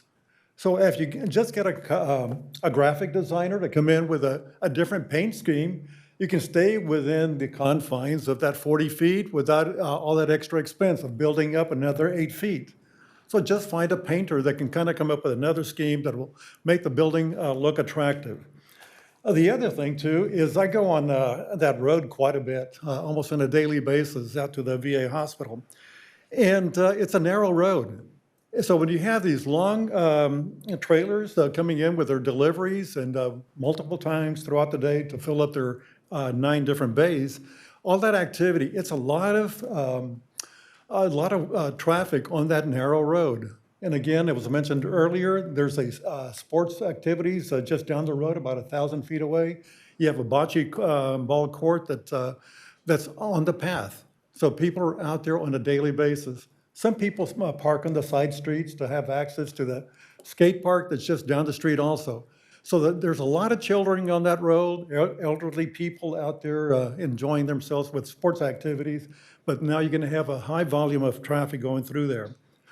It's a wonderful area for more industrial buildings, businesses to come online at Mather, but just right across the street, there's other parcels that are readily available. Probably they're not part of the city of Rancho Cordova, but again, there's plenty of property out there to continue building larger structures. We don't need another one right in that specific corner, that's that size, that's going to come up with a lot of interesting traffic issues as you start bringing all of these large trucks through the neighborhood. Okay, thank you. Thank you, Jim. Anybody else? I see a hand that's raised in Zoom. Jennifer Garcia, I'm going to go ahead and unmute you, and you'll have up to 3 minutes to speak. Welcome, Jennifer. Great, good evening. I'm just going to reiterate again, the microphones keep cutting out. So the speakers that are speaking, you keep missing some words. So if we can just address that later, it's still continuing to go on. But in regards to this warehouse, I'm going to kind of just echo the sentiments of my husband, that why is this coming before city council? I think you guys have bigger things on your plate and would love more to deal with than warehouse projects that keep coming before you. And that we really need to set up our own planning codes following the Sacramento County codes from 2003 just don't work for the city of Rancho Cordova. If we are to be our own city, we need to have our own planning codes and just update it for our city and what we have going on in the future of Rancho Cordova. Thank you. Thank you, Jennifer. Anybody else? There's no additional hands that are raised in Zoom or by phone. Okay. Did you receive any written comment? Yes, thank you for asking. Well, I kind of thought so. For this item, we have one public comment. It was submitted by James Garcia. That's been distributed to the city council, posted on the city's website, and printed for those who are in the back of the council chambers. Okay, thank you, Stacy. Okay, then we'll close the public hearing. I have one question that's either a question for Nick or a question for Public Works. The question about the the gated truck driveway, it may enter the road at the curve, but is it a tangent or is it an angled entrance? Good evening, Mayor Budge and members of the council. Albert Stricker with the Public Works Department. The driveway is on the outside of the curve there, and the applicant did have their engineer put turn templates on that to show adequate capacity for the trucks to enter and exit the facility. Okay, so it's a definite tangent. It's not they're coming in at an angle or whatever. That's correct. Okay, super. Thank you, Albert. Additional questions or comments? Donald? No, I think the only, we don't know who the tenant would be, but I would say that considering what might be stored in something like this, it's probably long-term storage that comes out in the need of emergencies. So heavy trucks and food supplies and water supplies and other things like that. I think having the facility similar to that one, it means that there's not going to be a lot of deliveries in and out until there's an emergency. And I know even with our first hurricane in statehood, I saw multiple large vehicles being parked down Douglas and in other places around the city because there isn't adequate parking and places to stage that at Callaway S now.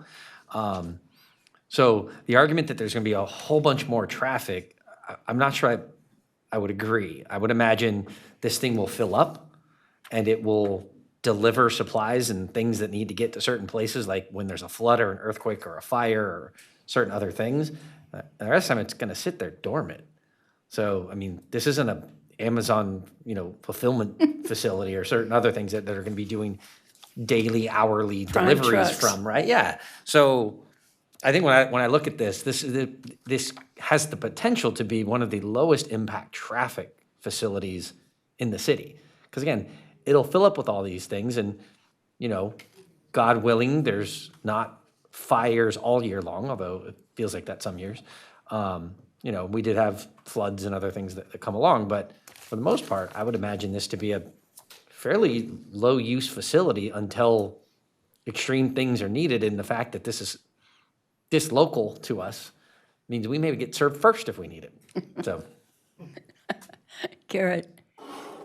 It's weird to have warehouse that I'm supportive of, so I'm kind of culture shocked. I don't know how to be like, this is the right place for a warehouse. If you're building a warehouse, I want you next to the airport, which is logical, not next to my houses. So it's hard, but if you can make it look more like that ugly office space that everyone's been talking about, that I don't think is that bad. Sorry, I apologize. That was mean. But the more you can make it, the better. It's it sounds like COLOES bought a warehouse. I mean, it's not their warehouse yet, but when they signed the document saying that they're going to move all their stuff in, it makes sense to be there. And we want to be the representation for COLOES as they use our airport to deliver services, so it just makes sense. Yeah, I think it's the right spot. It's in a business district, away from my citizens, and next to a sports facility that we never use. So, yeah, I'm good there. Thanks, Garrett. Siri? No question. David? Donald, I think you hit what I was gonna say exactly on truck use. It's gonna be more the exception than a routine, given the pretended use here. Now, if there is a fire somewhere in the area or some other disaster, there could be a peak use during a period of weeks, perhaps, in and out of there, depending on what they need to relocate. But otherwise, other locations were mentioned by a member of the public.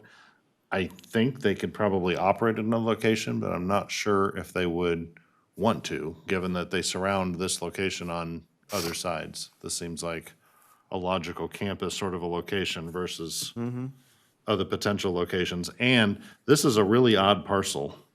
You'd almost rather have it used by the existing user than try to put a new user into it, just because the access is somewhat restricted. There was a height question. There might actually be a question for the architect again. Whether it is aesthetic or functional, the height variation and the need to extend the parapet. Could you comment a little bit on that? It's definitely aesthetic and not functional. We could be as low as 39.5 and have a warranted roof.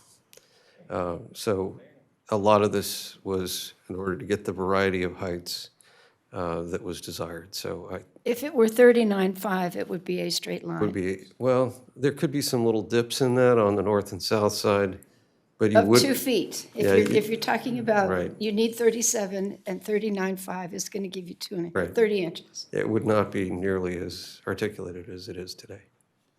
Okay, there you go. Does that make sense? You good? Oh, yeah, yeah. I mean, the articulation is important because otherwise it does look like an industrial Yeah. facility. And that's not the goal. I was trying to pull up here the site plan that lists plantings. I'm trying to figure out if there was grass on the site. I see it in this loading dock visibility graphic, but that's not exactly the planting plan. I can't pull it up on here because it keeps crashing on me. Yeah, the only grasses that would be there would be native type grasses that would be part of storm settlement basins that are involved because they're required. So there's no decorative lawn or something like that. Can we require some palm trees? Oh, stop that. No, not Just going there. along the front and the back. If you get that, you can That's have an inside 50. joke. You can ignore that one. Thank you. And the sight line about the trucks was mentioned, the height of the truck versus the height of the wall. If you were to go back to that, what you'd see is that Can we pull up the loading dock visibility slide, whoever's got control of that? So the viewers. Slide 8, I think. The viewer's eyesight is quite a bit below that 10 feet, and so they are looking up at an angle. And what we're showing is that the trucks parked in the bays, which is where they'll be, are not visible because they're further back.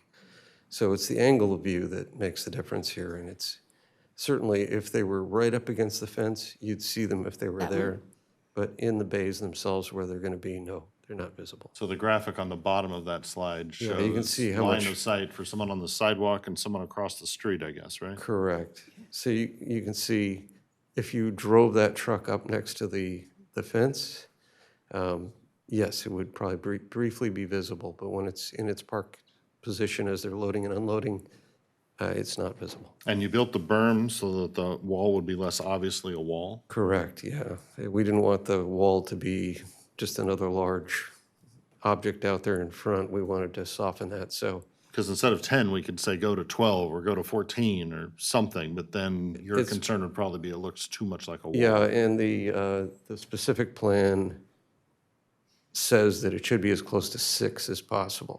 And so we ended up settling at 7 above the berm, so. Okay, colleagues, do you have any Okay. comments I had- about yeah. more windows on the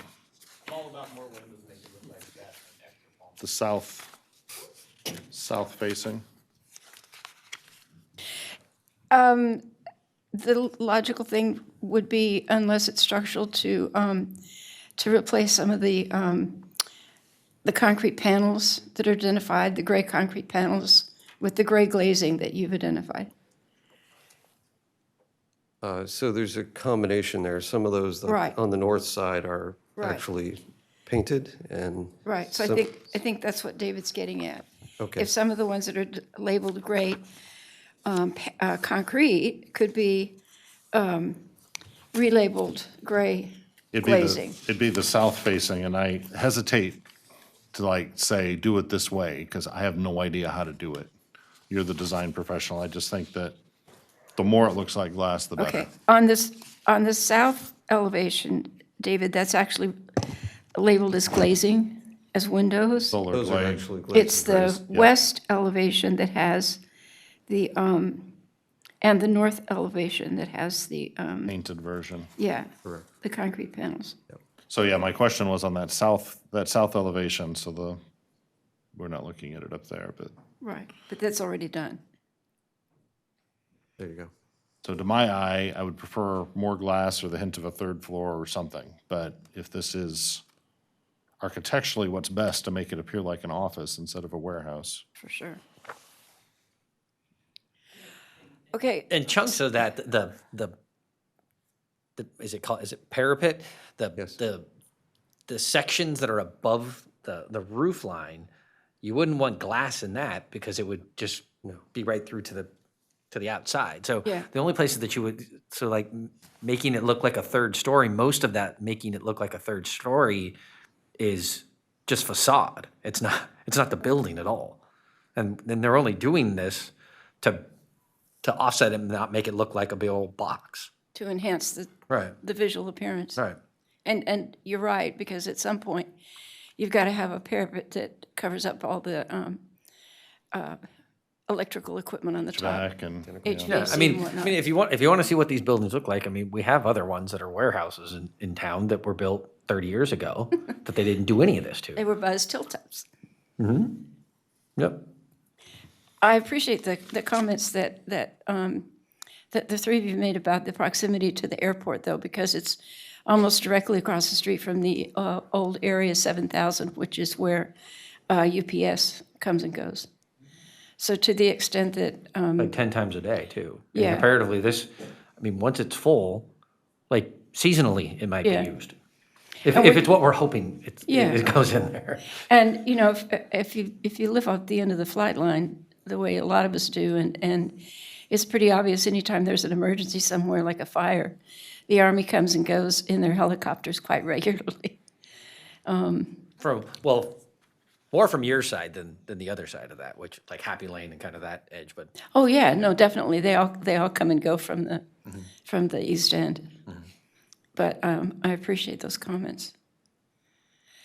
So So the building next door is 42 feet high, Yeah, and the building across the street is 42, and the one directly across the street is 37. yeah.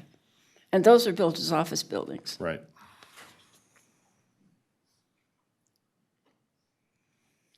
Are we ready for a motion? yeah, I think the only other comment that I would, at least that I heard from the public that personally I guess I would address is the proximity to sensitive receptors. Those fields, for the most part, while there is the Petanque field, I hope I'm pronouncing that right, who play during the day for the most part, any traffic impact from this, like I said, I would argue to be minimal after it fills up. But traditionally, whether it's UPS or they're coming first thing in the morning or late in the afternoon or night, or not even at night by the end of the business day. Most of the sport facility use is in the evening, during the week, and on the weekends. So it really is utilizing space at two completely different times for the most part, as opposed to certain other facilities. I mean, if this was a school or certain things, but those fields are going to be after school, weekends, holidays, that kind of stuff. Normally when you wouldn't see facilities like this operating, especially OES, unless it's an emergency, they're not working on the weekends for the most part. And if they had built the 114,000 square foot office building with the 544 parking spaces that he mentioned, That the would have caused a lot traffic more traffic. count would have been enormous. Yeah. And they probably would have been leaving later if there were other shifts. I mean, like, look at the Verizon call center. That operated all the time, as far as I remember. Yeah, it did. So, It did. So, are we ready for motion? I'll move the item. Let's just point out that the environmental document is adequate and appropriate. Is there a second? Second. Thank you, David. Call the roll, please. Councilmember Terry? Aye. Councilmember Pulapati? Yes. Councilmember Gatewood? Yep. Vice Mayor Sander? Aye. Mayor Budge? Yes, thank you very much. Item 18.2.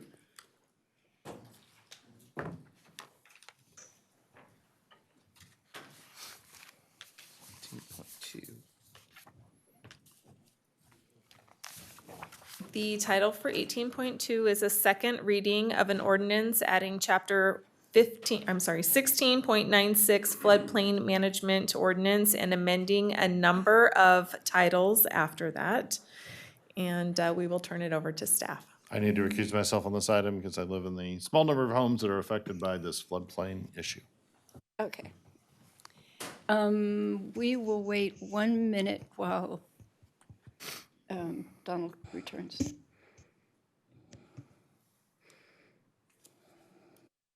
Okay, all right. Albert. Good evening, Mayor Budge and members of the council. Albert Stricker with the Public Works Department. And from time to time, we perform code updates. This particular presentation tonight also includes an updated floodplain management ordinance, which was mandated by FEMA.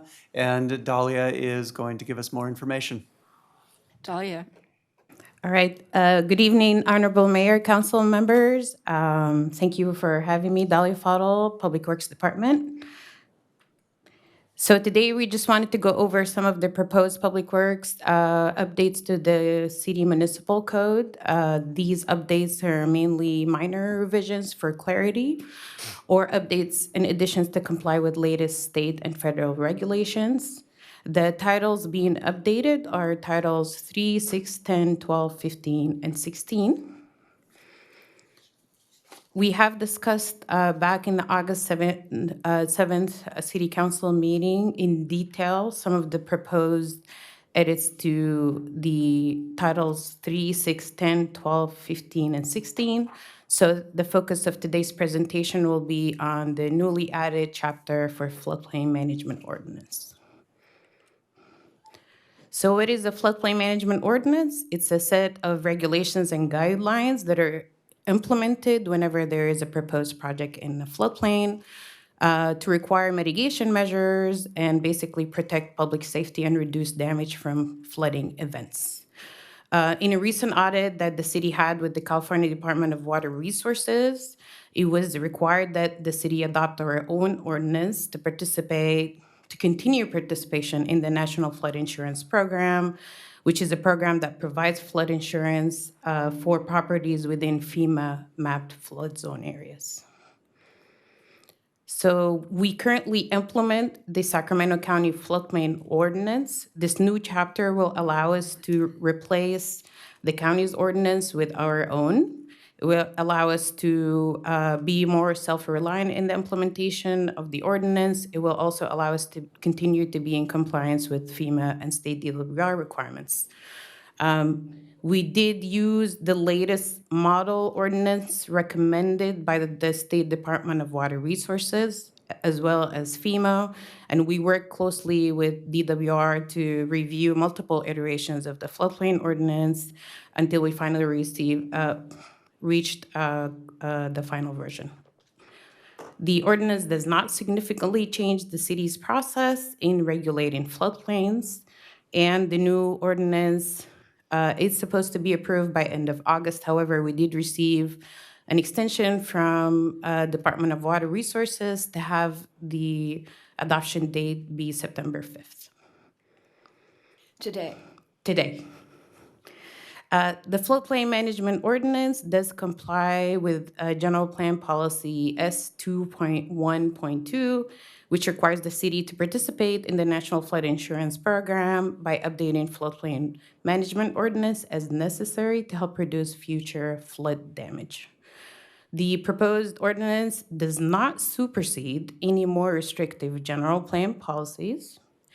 There are consequences for not moving forward with the adoption of these ordinances, including but not limited to no resident will be able to purchase flood insurance, existing flood insurance policy will not be renewed, and no federal grants or loans for development may be made. So now we want to go over some updates and analyses that was done by staff as a result of receiving some public comments in the last few meetings. So we did perform additional analyses of the CEQA exemptions, and we did confirm that the proposed ordinance is exempt from CEQA, and that's for the following reasons. One is that implementation of the ordinance does not differ substantially from implementing the county's ordinance. Therefore, it is not a change in the actual requirements. It's just a change in the implementing agency. We also think that the ordinance is exempt from CEQA pursuant to guidelines section 15307 and 15308, since the proposed ordinance will promote public health, safety, and general welfare. City also analyzed the proposed ordinance and made some clarifications and revisions based on feedback that we received from the public. So the first clarification or addition that we made is the addition of the Central Valley Flood Protection Board as an agency that has jurisdiction over the floodplain areas within the city. Anytime when there is the proposed project in an area that is under FEMA jurisdiction, as well as the Central Valley Board and the city, all three agencies condition the project and the most stringent requirements do apply. We did not specifically add Title 23, reference to Title 23 of the California Code of Regulations, because that's implicitly implied by adding Central Valley Flood Protection Board. The floodplain administrator is authorized to waive submissions of plans and construction documents. However, we do want to clarify that would only happen in cases where there are minor building improvements. For example, if someone is adding a water heater, backyard awning, and other minor improvements. And the nature of those improvements is basically such that there is no assertion of compliance with these regulations. So based on all those analysis and changes, we do have a recommendation for council today to waive the second reading and adopt the ordinance, adding chapter 16.96 and amending titles 3, 6, 10, 12, 15, and 16.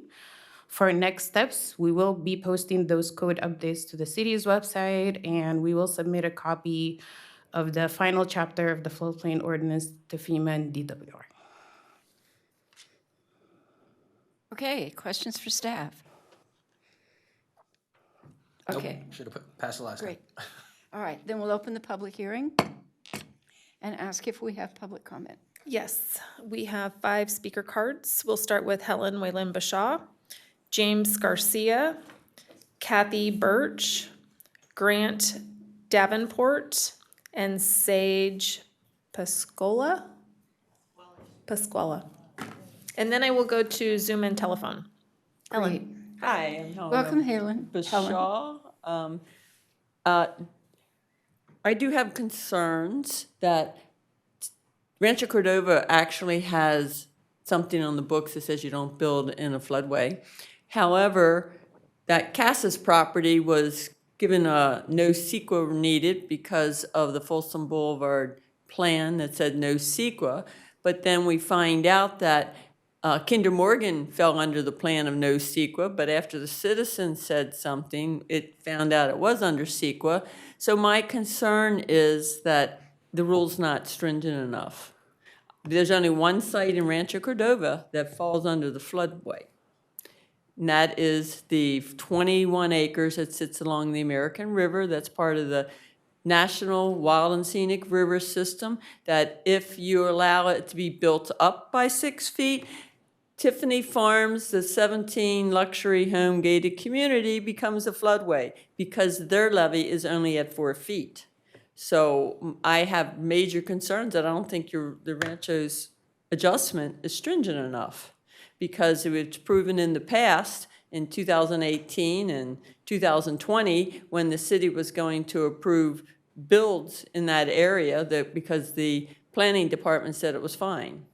So I do have concerns about that, because that is part of the Wild and Scenic River System, affects 3 natural places across river, and between Watt Avenue and up near Nimbus, there are no levees. So the FEMA does not apply to that piece of land because there are no levees. Therefore, the Army Corps of Engineers does not come into play on that piece of land.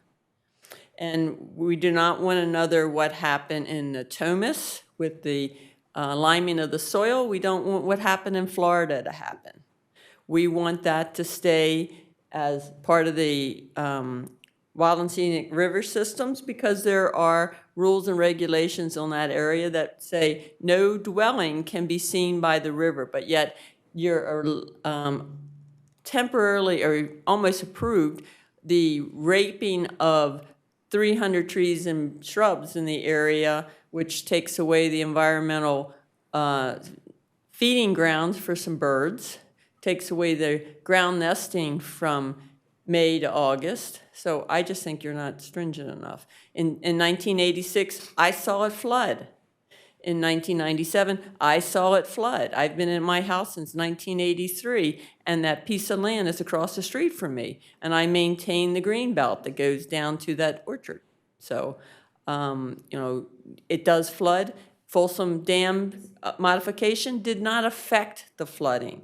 You need to understand what Folsom Dam was done when they did the floodways. That was to protect the dam from breaching. Thank you. James?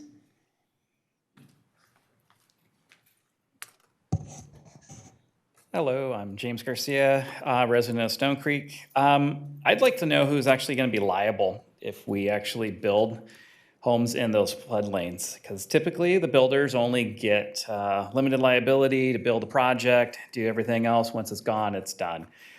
So if homes were approved in a floodplain, who's going to be held liable for that? But it looks like since we just now have a new warehouse that's probably going to be occupied by Cali OES, they'll maybe be able to help us out since it's going to be right there. So just kind of wanted to know about that. But the biggest one is, did FEMA ever say yes to an extension? I understand California Department of Water Resources did and said today was okay, but did FEMA actually say we had an extension? Because they're the ones who actually are in charge of that flood insurance policy functionality to be able to issue that, because any broker can sell it, but it all goes through FEMA. So that's one of the big ones. And then I also believe that building on the river floodplain does change the environment, and it should need an actual EIR, because when you build on that, it changes the whole area. It changes for the animals, it changes for the river. As we just found out by spending $2 billion on that project, that it was upstream of Sacramento River that affected us. Well, what happens upstream or downstream of us when we build there? It's going to affect the same way. So that's really what it boils down to. We do need to have an EIR. It's not CEQA exempt to be able to build in those floodplains. Thank you. Thank you, James. Kathy? Welcome, Kathy. I don't think we said that in here. Thank you, everybody. I'm Kathy Birch, and I live in Tiffany West at the end of Sterling Park Drive. Thou shalt not build in the floodplain, especially houses. Period. Stop. None. It's not that long ago that the news was all about hurricanes and possible flooding in Southern California. And we've seen the last few Januaries with big rains, all the flooding that could, and it's just not good. It seems that since TrueMark has an application in process, you're changing the rules in the middle of the game by doing something like this. So why not ask FEMA for an extension instead of rushing through this? Thank you. Thank you, Kathy. Grant?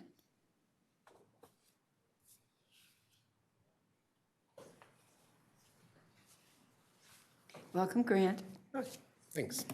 My name is Grant Davenport. I'm also I also live in Tiffany West. So I wanted to also speak on the amendment. So the amendment, yes, is exempt from CEQA. However, the projects and the flood management ordinance will review and should be subject to CEQA. Multiple times in this amendment states the proposed ordinance is to promote public health, safety, and the general welfare and to minimize public and private losses due to flood conditions in a specific flood hazard area. So a pending project application for this is the Cassis property and is currently mapped in a FEMA as a floodplain. To my knowledge, it is the only project affected in a FEMA mapped floodplain. A little context, I'm a civil environmental engineer with the state of California. I have a master's of civil environmental engineering with a focus in hydrology and water resources. So floodplains are mapped based on historic precipitation data. It's usually only a few hundred years. So a 500-year flood, we don't actually know what that looks like. It's a statistical derivation that we generate that data. So flood maps do not account for future land use changes or natural changes that affect the amount of stormwater runoff. And specifically, climate change has the potential to drastically impact floods from precipitation intensity and precipitation duration to droughts, fires, and ecological changes. As the speaker before me noted, that changes in one part of a river also affect changes downstream and upstream, specifically in the area of close to the Cassis property, which is the American River Riverbend Park. That whole area, it's not a straight section of river. It is an area in flux, and rivers always move. You can't change that. So if we develop in this one area and we change the riverfront, if it's armored, that will change erosion and other things in both directions. Sorry. Additionally, I'm interested in dam failure inundation. I have modeled dam failures previously for the state of California. In 2018, the California Senate passed SB 92, requiring dam failure inundation modeling and emergency action plans. I believe Folsom and Natomas dams are the U.S. Bureau of Reclamation, and they weren't included in that requirement for dam failure analysis. I would be interested to see what the dam inundation maps look like for those, if those two dams failed. So with the health and safety claims that I discussed previously that are in this ordinance, moving forward, I strongly recommend that small c conservative CEQA exemptions with respect to floodplains are granted. Thank you, Grant. Sage? Sage? Welcome, Sage. Thank you so much. I want to thank you for this opportunity to speak. And I want to thank you all for your work on behalf of the citizens of Rancho Cordova. I myself am a government employee for 23 years. So I know how hard you work and to represent us and on our behalf. And I know the pressures you're under. And now I am going to speak bluntly. Although I also want to thank Grant for his expertise. That was a really good presentation. I do find it disturbing that the timing of the law that's happening is directly affecting land under proposed and very controversial development. It seems a little transparent that the reasoning for this particular item would be to move forward with your ability to approve a development, which to me appears to be a direct gift to the foreign developer, Trumark, that now owns the land. And now the recommendation is to waive the second reading. And frankly, it seems there have been and are a lot of requirements being waived in regard to this proposed development. And unfortunately, one of the things being waived appears to be welfare of Rancho Cordova residents. And I don't think this is befitting your role as trusted public servants, as public employees. So I ask you to remember who you represent and who you work for. And thank you again for your time and your work on this process. Thank you, Sage. Anybody else? Those are all the speaker cards that I have. I'm looking at Zoom and I do not see any hands that are raised. The city clerk's office did receive a couple of public comments via email. Those came from the following individuals: Brenda Gustin and Lisa Phoenix. Thank you, Stacy. Okay, then we'll close the public hearing. Any further questions or comments, Donald? Not to get too far into the weeds on some of the claims that were made, but just one in particular, because I can recall when I serve on the American River Conservancy committee, whatever the heck we call it these days. And I want to say might have been during COVID, but let's say 3 years ago. The wording that was used was the city was poised to approve a project along the American River Parkway. 3 years later, is there any staff recommendation around exemption of CEQA that I'm unaware of that has just been claimed multiple times that staff are recommending not to do an EIR for that project? So There is not. Said from the heavens, our city attorney. So I just want to make sure that everybody understands that the waiver here of CEQA to this is to ensure that people still have access to the flood insurance program. But I don't want to go too far into it, and everybody's going to have their day in public hearing at some point, which has never happened, which has not happened yet. And I want to say the first time that project was proposed was about 5 years ago. So anyone that's saying that we were poised to do anything 5 years later, that we still haven't done anything. There is no staff analysis done. There is no recommendation to negative declarations or anything else having to do with CEQA yet.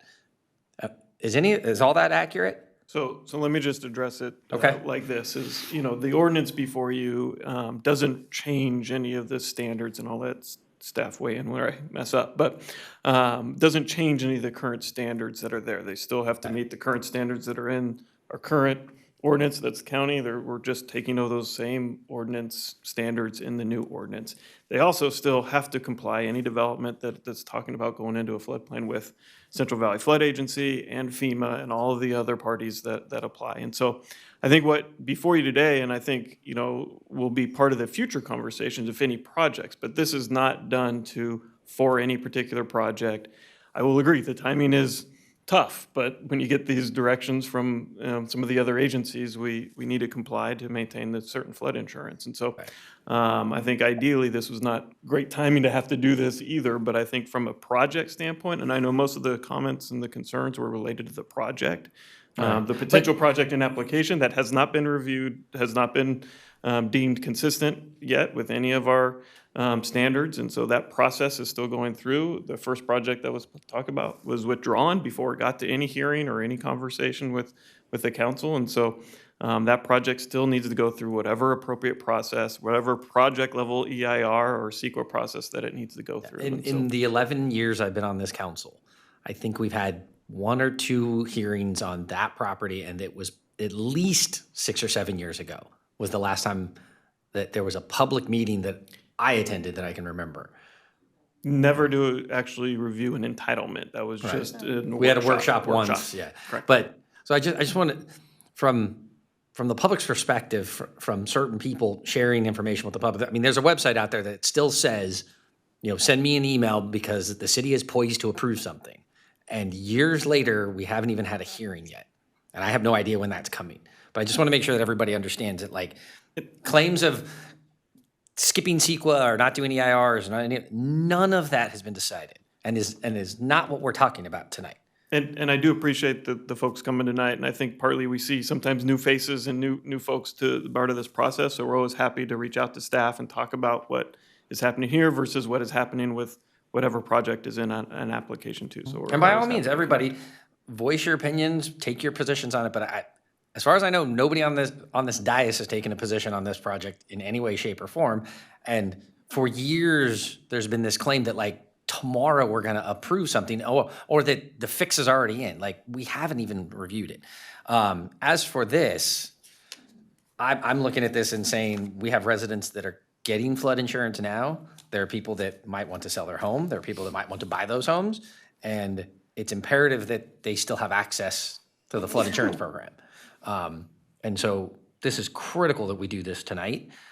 This was not a waiver of the second reading. This is the second reading. Since we did it the last time, and we should have done it last month anyways to comply with the deadline. And so I'm happy to make a motion whenever we need to if there's no more comments. Garrett, Suri? So welcome, everybody, all our new people that showed up. Love to have you guys. Please keep in contact. Please read the stuff. Love to see new faces. Just so you know, I just want to reiterate with Mr. Terry that this isn't the approval or removal of CEQA. I just wanted to double check because my citizen said it a bunch of times. This is just the CEQA reading that's going to allow people to get flood insurance on that area, but not that we've green lighted anything. Correct, Adam? Or God in the air?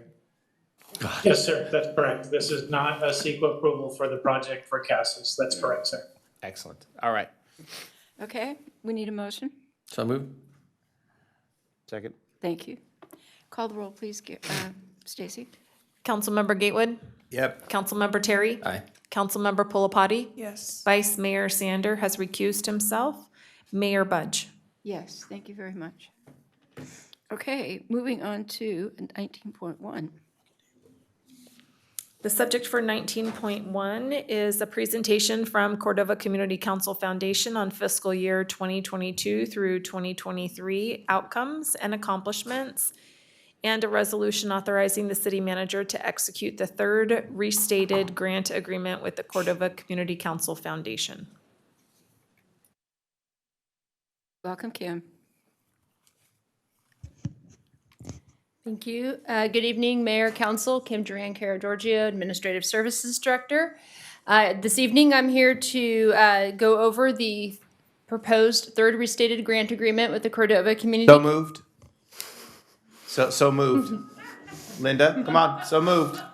We don't need to, they're all waiting here the whole time. We love you all. So moved. I'm sure they have a dog. Give them their money. It's Shelley. She's right there staring at me. For God's sakes, give her money. Kim, go ahead, please.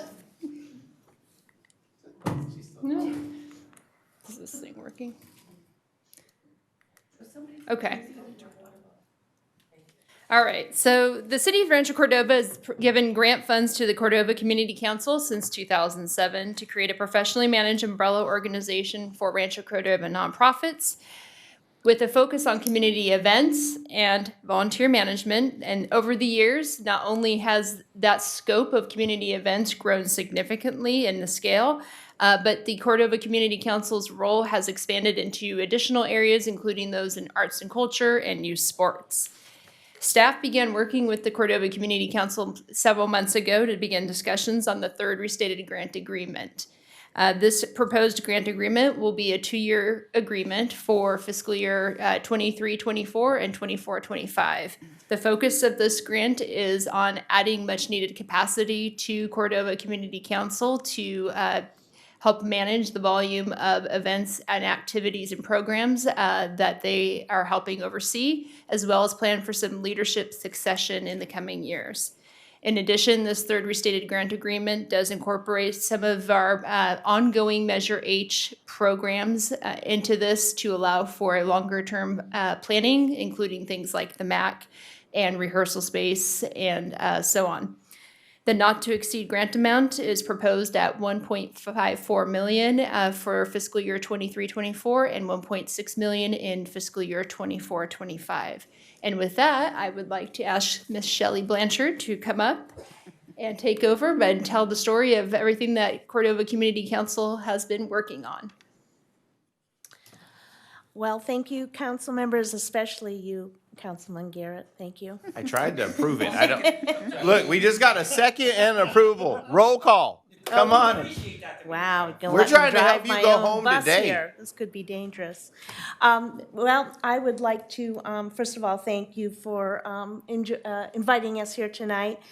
We were founded in 1959 to nurture collaboration among all of our community groups and churches and civic organizations. And we're here tonight at the ripe old age of 64 and talk about how we got here and where we are headed. I wanted to make sure that I pointed out that we have some great fans in the room. 3 of our board members are here. Vice Mayor Sander, Rod Borba, our treasurer, Lee Frechette is on our board of directors, and I brought with me tonight some new faces that you may not know, the people who actually do the heavy lifting. So J.R. Sturba, who works on our community events.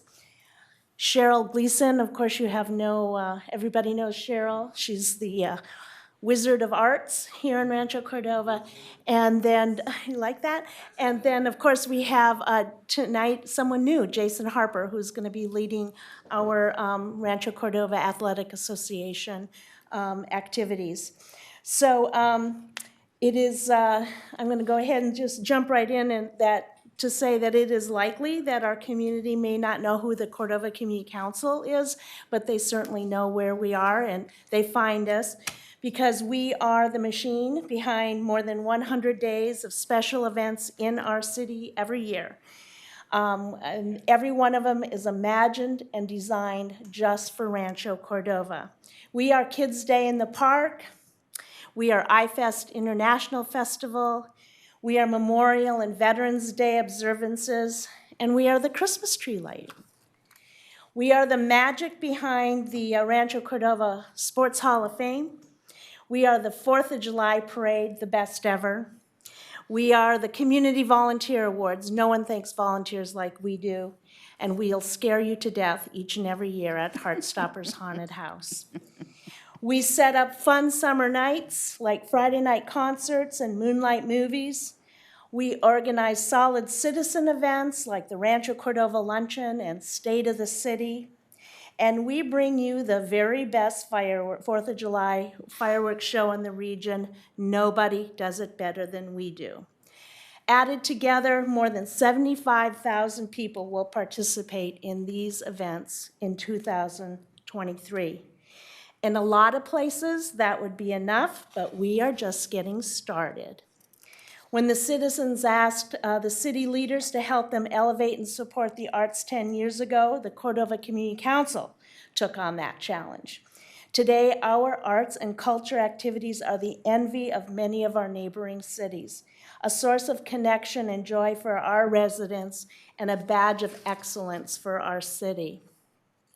We organize and bring excellent exhibits from across the country on thought-provoking topics, like Righting a Wrong, which explored the plight of Japanese internees during World War II, many of whom lived and continue to live among us. We support and nurture performing musical arts by partnering with our own outstanding Symphony de Oro and excellent Rancho Cordova River City Concert Band, and others. Our band and symphony each have 60 musicians playing multiple free performances for our citizens and visitors every year. And Linda, yes, they do it in a grocery store. We provide the operations and programming component of the MAC, which includes a wide variety of exhibits featuring our own artists, Rancho Cordova student artists, excellent traveling exhibits, a wide variety of art workshops, programs to help our artists be successful. We even host meetings for artists in recovery at the MAC, and so much more. Our arts programs help preserve the native cultures of our citizens, even as they are becoming Americans.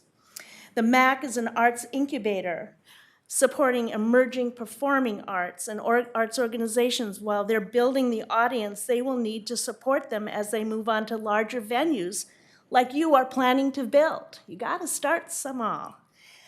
Our MAC staff, and Cheryl is the leader here, has developed a caring and supportive environment, a home for our art community as we assist the city in reaching your strategic goal of being a place for art and artists.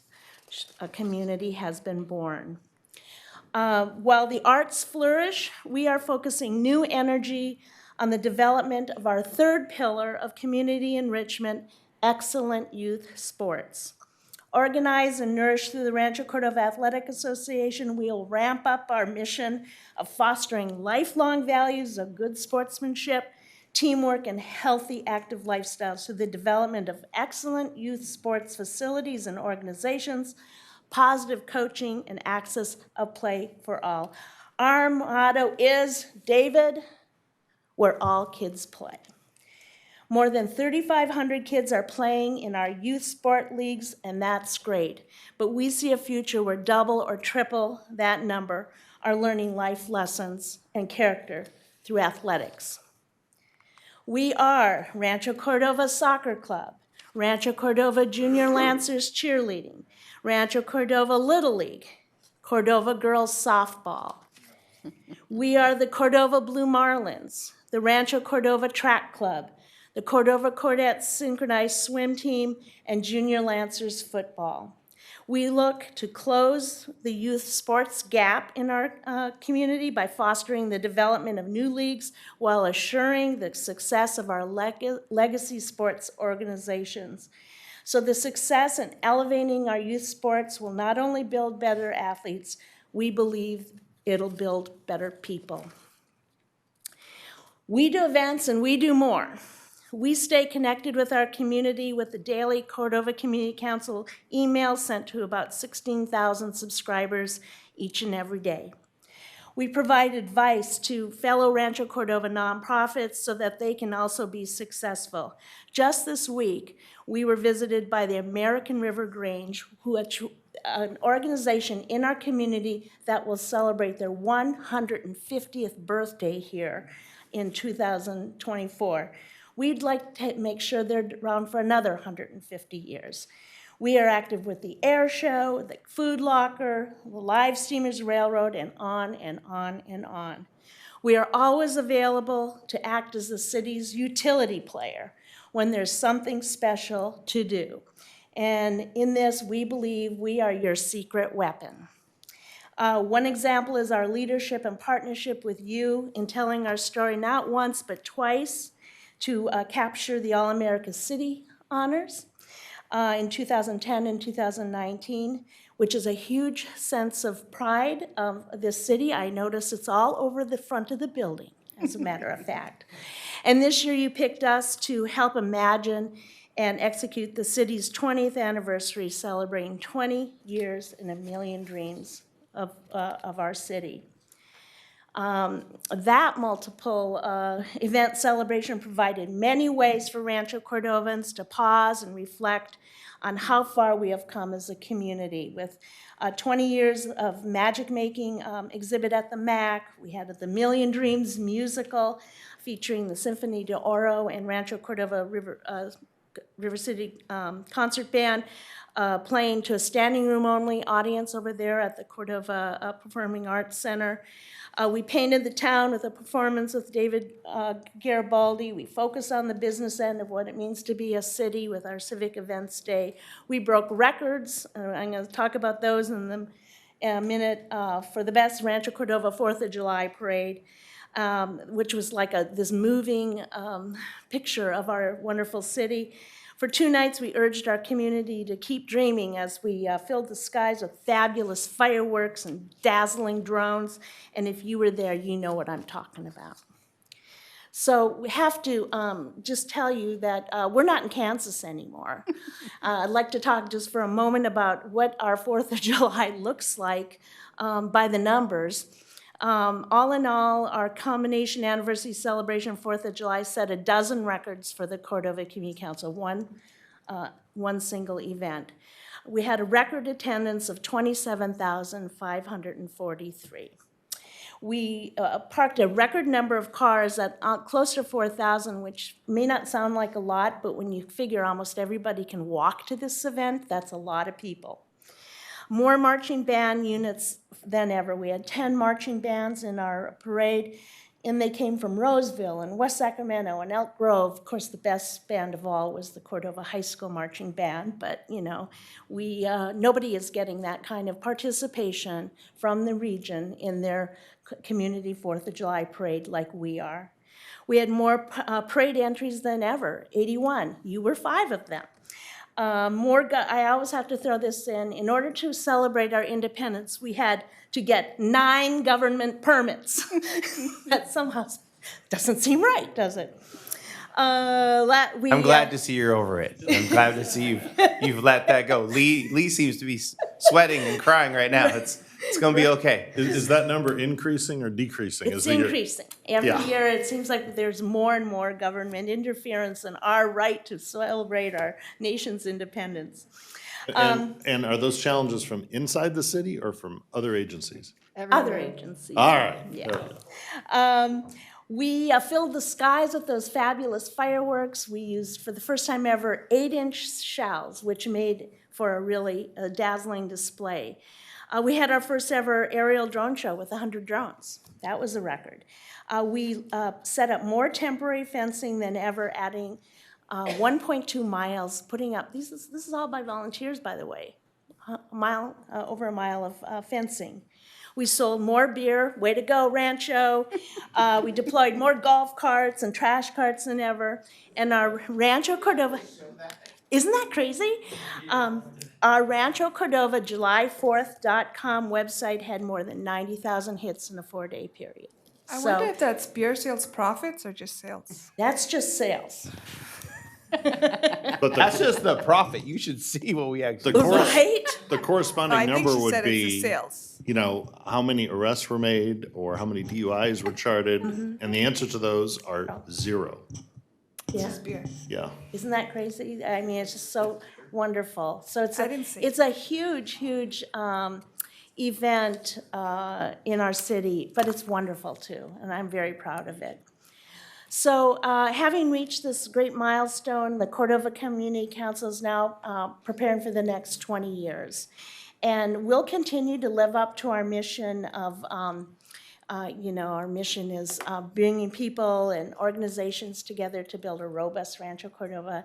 And our super secret, audacious goal is make Rancho Cordova the envy of the region. And from time to time, I think we actually are. We're requesting your support as we power up for the future, building on the 3 pillars of special events, arts and culture, and youth sports excellence. We're working with your staff.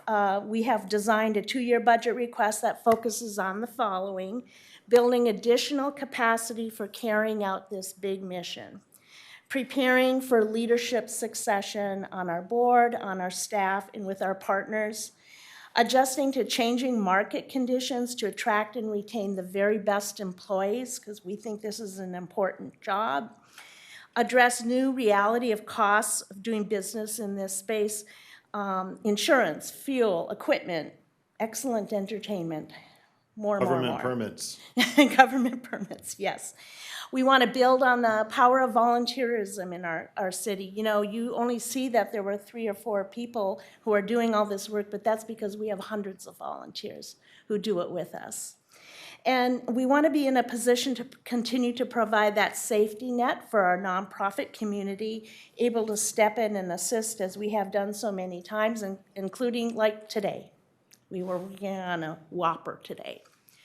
So I'm going to close with this. I've been doing this for a while now, and people used to ask me, what does the Cordova Community Council do? And I would launch into something like I just did here. I would go into a long list, well, we do this and this, and eyes glaze over and all that. But a couple of years ago, I changed all that.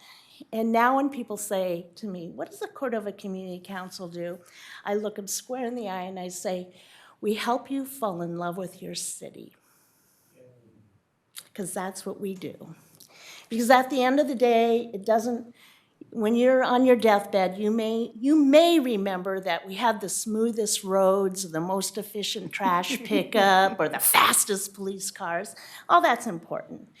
But what I believe you will remember is hitting a home run at Little League, or riding a camel at the International Festival, or snuggling up with your family to watch some great fireworks on the 4th of July. That's why we matter. So your support is making that all possible. You won't regret it. We will make you proud, and if you're having a bad day, we just may be able to help you fall in love with your city. And with that, I'll end my comments. I'm happy to answer your questions. Thank you. You got a standing ovation from your team. Well, I would hope so. That's what you pay them the big bucks for. Right. No, they're wonderful. They're wonderful people.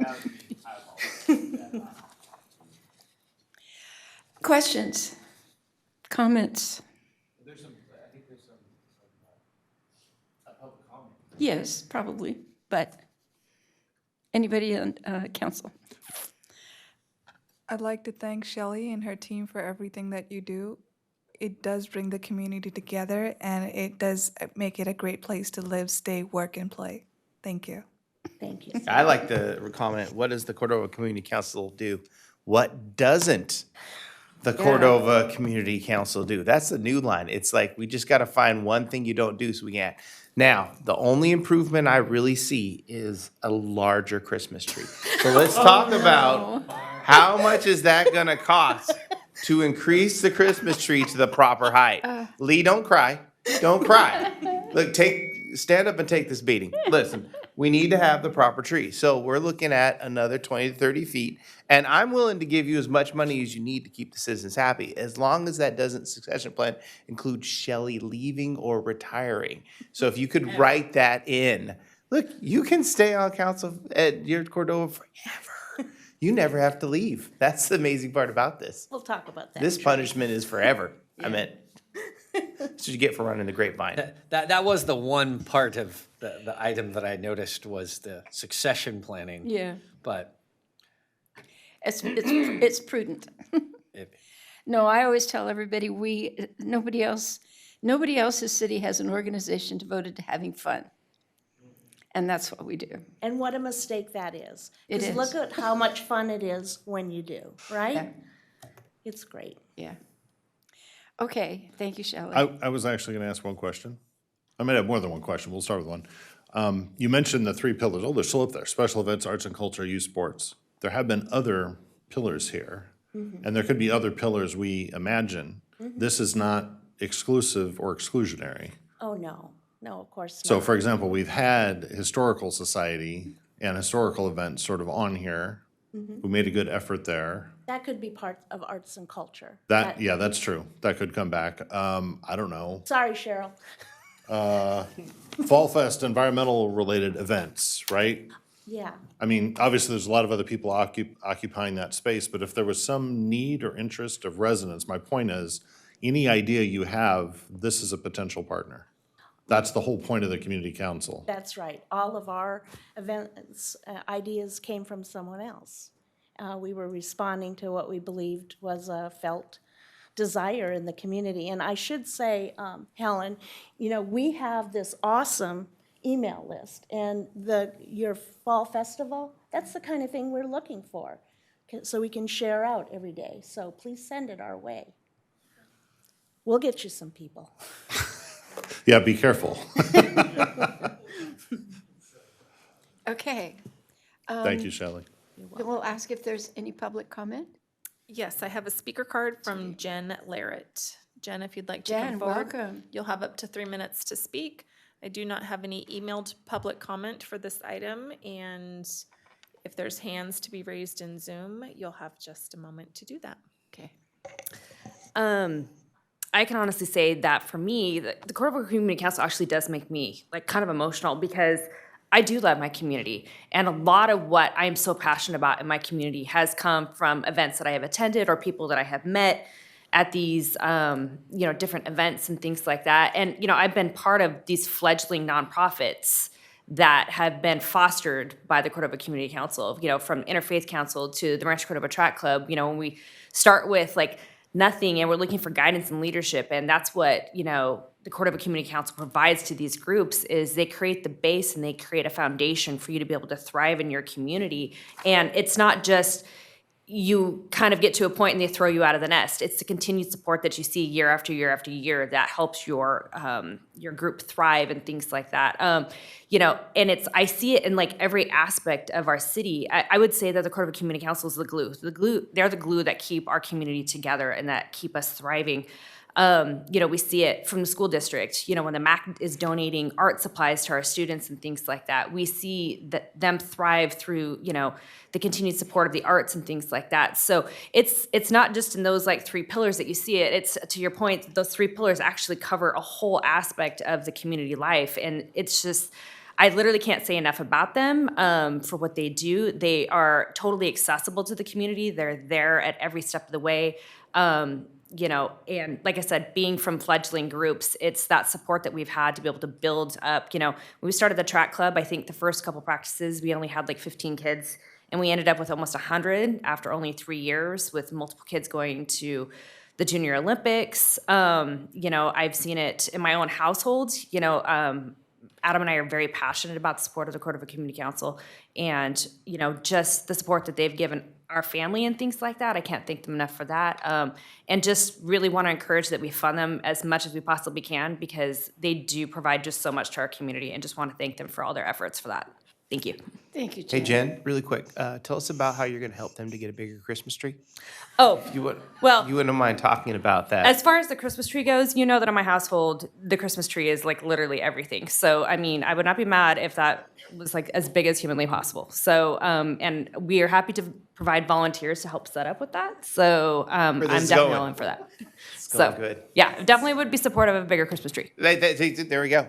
That's 2 boards that are excited about this new Christmas tree you're developing and bringing to I the would city. like more cowbell. Oh, nothing but cowbell. That's- I got that one, Donald. I actually like love that. the image, Shelley, that you had up here of the Christmas tree lighting, because there was this teeny tiny little Christmas tree there next to this gigantic plume of fireworks that looked like we had just launched a moon, bound vehicle next to it. So Can we do that? I like where we're going with this. Lee, more fireworks, bigger tree. Ooh, a tree that can shoot off Call fireworks. SpaceX. we've done that. Okay, so. That was illegal. We don't talk so about that. Mayor Budge, I just want to let you know Refocusing. that there was no additional public comment. in Thank you, Zoom. Stacy. So we're going to refocus and ask Kim if she has additional information. No additional information, but the recommendation is the action this evening is to adopt the resolution authorizing the city manager to execute the 3rd restated grant agreement with So the moved. Cordova Community Council. Thank you, Kim. Second. Thank you. We have a motion and a second. Stacy? Councilmember Gatewood, Yes. Councilmember Terry, Yes. Councilmember Pulapati, Yes. Vice Mayor Sander, Aye. Mayor Budge. Yes, thank you very much. Thank you all. Thank you.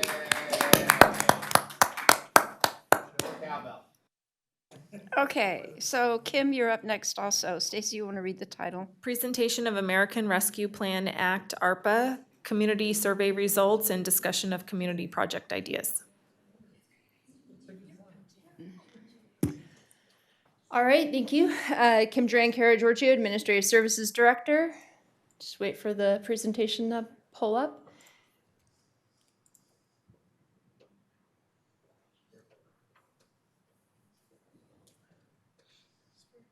Don't every screen but mine. There we go. All right, so just to kind of recap where we are, this first slide shows that back in June of 2022, the City Council did approve the the allocation of ARPA funds of $15.58 million across multiple categories that are listed here on this slide. And I'm just going to kind of quickly walk through those. This first section, the COVID-19 response and recovery, included about $4.8 million of various initiatives.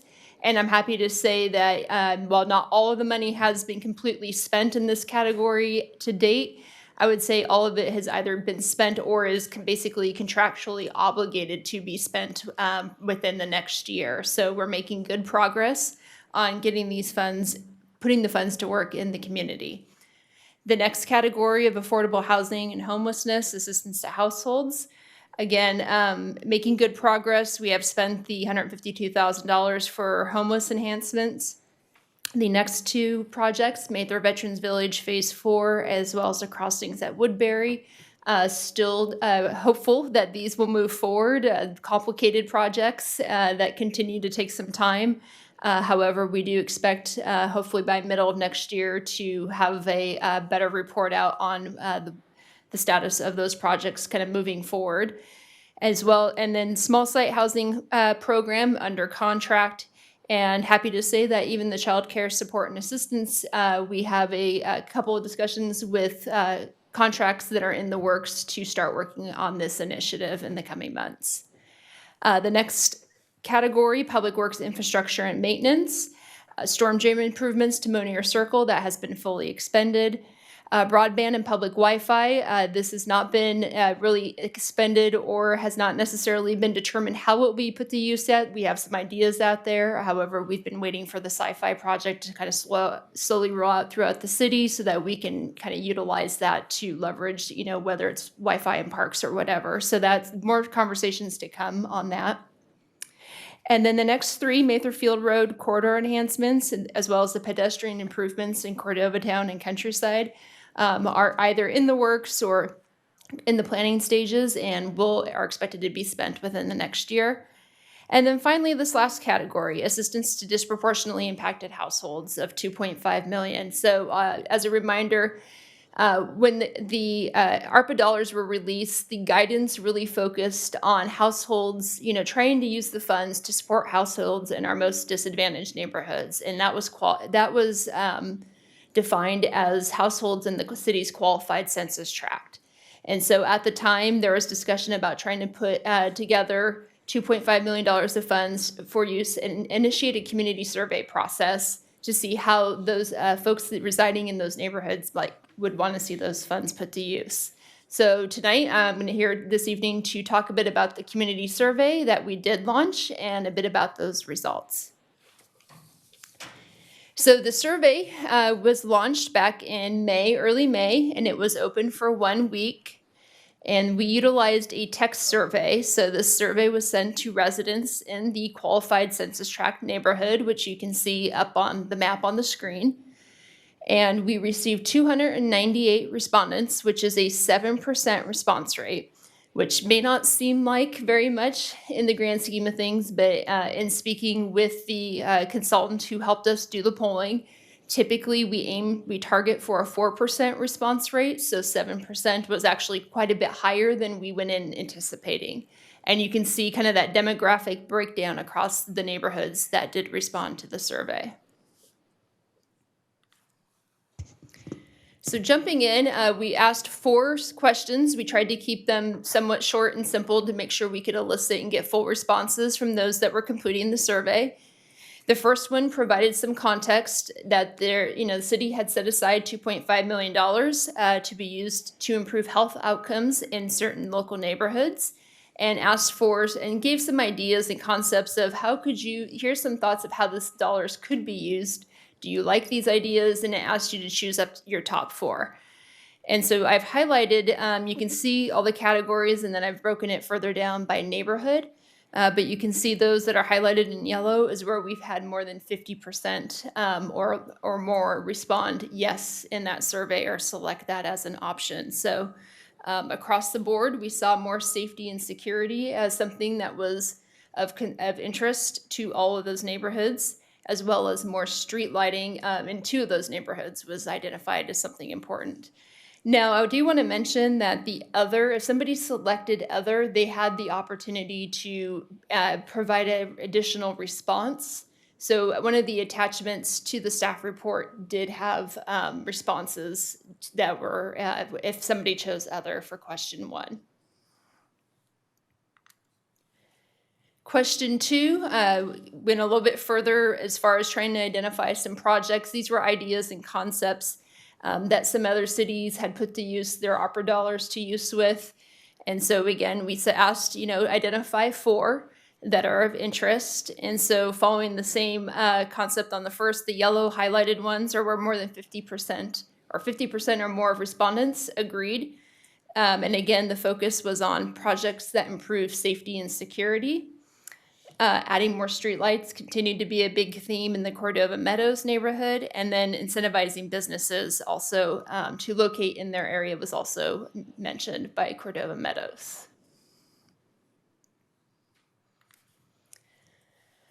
Next question, this is where we went into more of an open-ended question and asked folks, can you think of a smaller project, maybe in the $10,000 or less range, which is almost impossible to do anything with $10,000 these days, but trying to get some ideas out there of small projects that could be impactful into some neighborhoods. And there's about 4 or 5 pages of responses in the attachment and some really great ideas that came through. And so tried to categorize those with kind of just concepts, categories, and themes of what we heard the most. And one of those was neighborhood amenities. So is what I categorize them as, and things that people wanted to see placed in their neighborhood. So 10 people mentioned something along the lines of a community garden being of interest, and 4 responses mentioned a dog park. The next most common response centered around traffic, with 14 comments talking about traffic concerns, and 8 of those were specifically focused on speeding concerns in their neighborhood. 9 responses focused on public safety, as well as another 9 on homeless, shopping and entertainment, and then finally beautification. And then rounding out, question 4 was really just kind of anything else, open-ended. What else do you think could be done to make your neighborhood better? What are some themes that we picked up on? And we saw an overwhelming number of folks mention concerns with homeless. So 24 responses did focus on that. 20 with public safety, another 15 with traffic, code enforcement, and beautification. So after we got these results, we do have an internal kind of cross-departmental working group of staff that took the results, went through them, and started to brainstorm some ideas, both based on directly the comments that were received, as well as some of the themes that we picked up on, and some of the initial kind of just project ideas that the group came up with are mentioned on this slide. So first of all, we had a lot of talk about safety and security. And so one thought was a targeted CEPTED analysis for interested businesses and neighborhoods, with possibly grant funding, setting aside some grant funding to see. Can you define for the public what CEPTED means? Oh, goodness. Or what it is? Crime enforcement prevention through environmental design. Okay. Thank you, Mayor Budge. Well, I was just talking with Tina about it earlier today. I had to think for a minute. So yes. Yeah, I probably couldn't have told you the acronym. I was just hoping somebody could describe what it is, oh. which I knew is you make your community safer by how you design the community. Oh, absolutely. Everything from how you approach the front door on your house, whether it's visible from the street and gives you view of your front door when you walk in the front door at night, to how businesses do not set themselves up for shop and rob, grab and go, that kind of thing. What she said. And kind of following along the lines of, safety and security and things that would fall into the CEPTED space. The second item is, One thought was a potential grant program to install street lighting at private residences. And the reason why the group focused on this, so rather than, a project that would install city, the typical street lights that you would see in other neighborhoods, because it's so cost prohibitive for us to do that, one thought was that we could possibly, at a lower cost, but with the same impact, provide grant funds to willing households to install a streetlight at the curb in front of their house. So that was one idea. Again, the dog park did come up in several comments. And so there's some thought of, do we put a dog park in, possibly partner with CRPD at an existing park or look for available vacant lots for something like that. So that is a possible idea. Along the similar line of community gardens, and look to partner with Soil-Borne Farms and see if we could do that again, possibly an existing park somewhere in the city or a vacant lot. Also, because speeding and traffic safety concerns were mentioned frequently, we did identify a couple of NTMP, neighborhood traffic management plan projects in the Cordova Meadows and the South White Rock neighborhood that could be kind of sped up and funded using these ARPA funds. And then finally, this concept of parklets is what they're called in the right-of-way. And so they really are kind of right on the corner or edge of the street. They go into the street and can be designed in a variety of different ways, but provide sort of a neighborhood green space or whatever you want it to be conceptually was another idea. So they're common in downtown areas. And sometimes, like the city of Sacramento had a campaign to do a whole bunch of parklets, and people competed.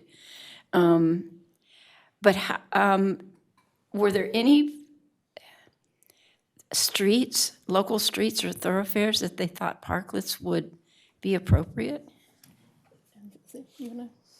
I could even talk to some of this because we talk about this at the Air District a ton. And unfortunately, we don't have a lot of on-street parking that you would take off. Exactly. But a lot of the examples, especially coming from COVID, that you could do would be to convert parking spaces in parking lots.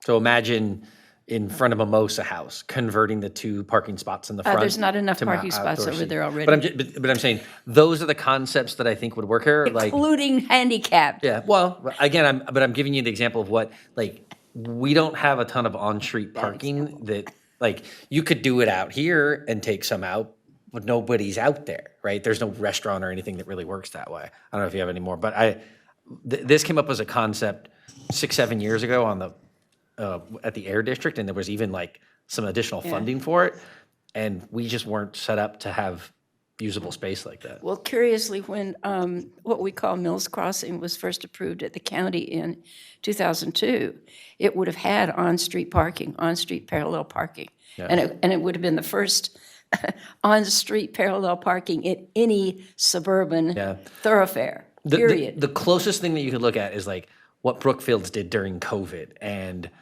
a myriad of other ones where they just converted their parking space to it. But as soon as they could go inside, it was more efficient to be inside. A lot of them right? did, yeah. And so, when they were forced to do it, sure.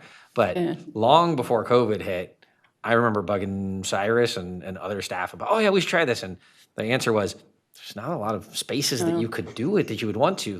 You go along Folsom Boulevard, McDonald's and whatever. I mean, you're not going to put that on Folsom Boulevard and take out the bike lanes. No.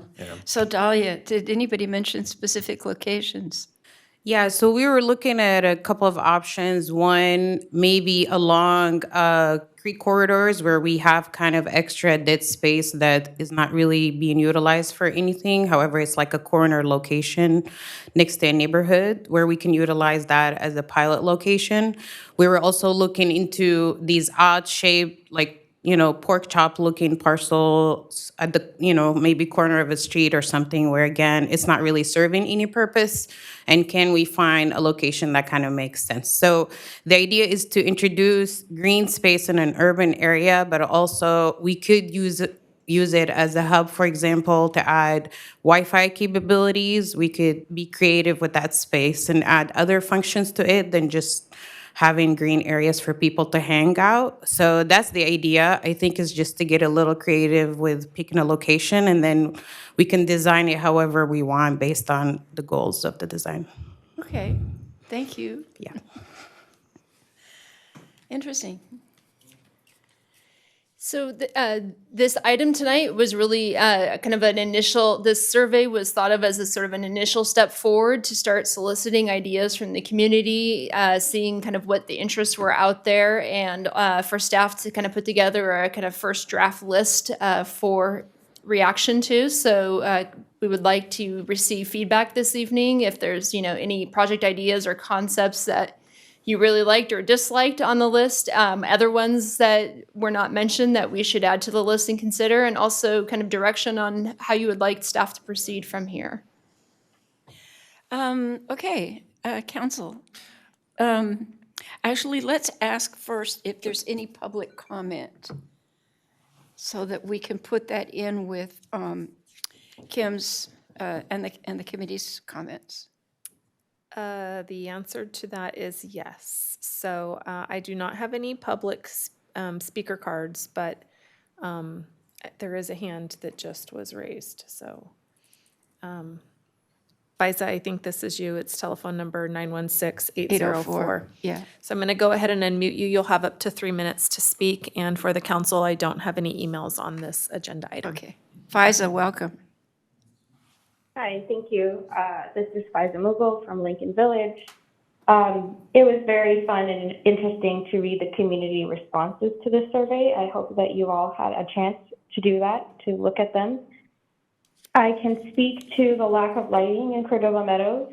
As you know, I'm a transit rider, including microtransit. So Smart Ride is one of the only services that will provide public transportation in neighborhoods like Cordova Meadows.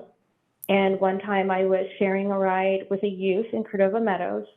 Now it was winter months, so it got dark early.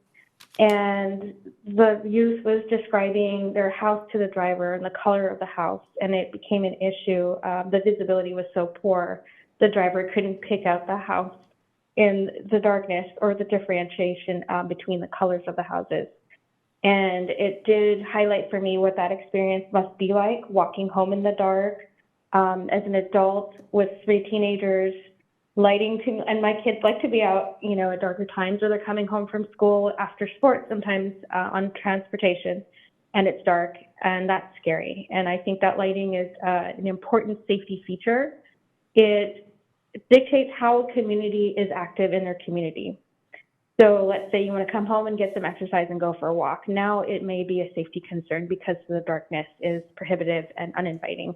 So I think that's something that is important not only to me, but you're hearing from the community itself that that's the priority. And I think that they should be able to determine where their funds are spent for us by us, as you know, is something that is also near and dear to my heart.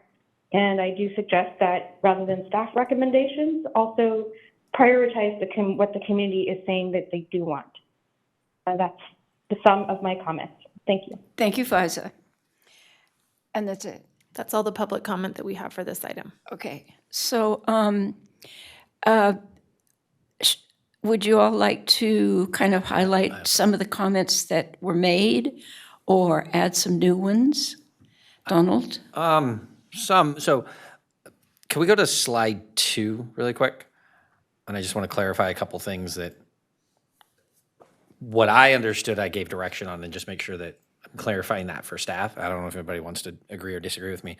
So the broadband and public Wi-Fi expenditure line, I heard that was kind of, we're trying to figure out how, when sci-fi is going to come on board. And I never thought of that as strictly something to help people access sci-fi or that broadband.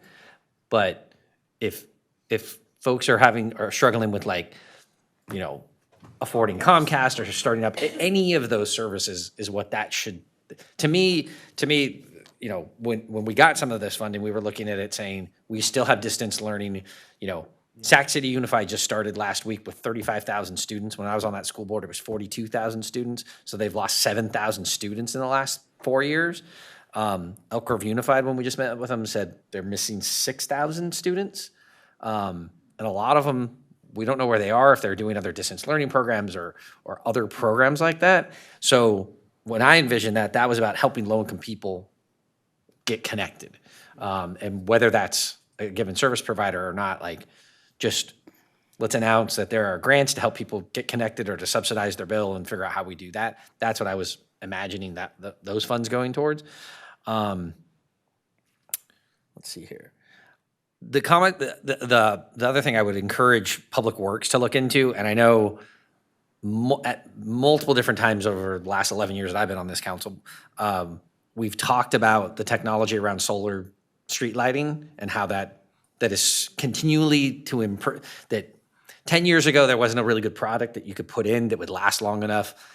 I have to imagine by now they've figured out how to put a big enough battery into the pole or whatever to make those things work. But, you know, the rough estimate of a new street light in an existing neighborhood like the ones that Faiza was just talking about, you know, was tens, if not hundreds of thousands of dollars to trench, bring the line in, bring the equipment to actually do it.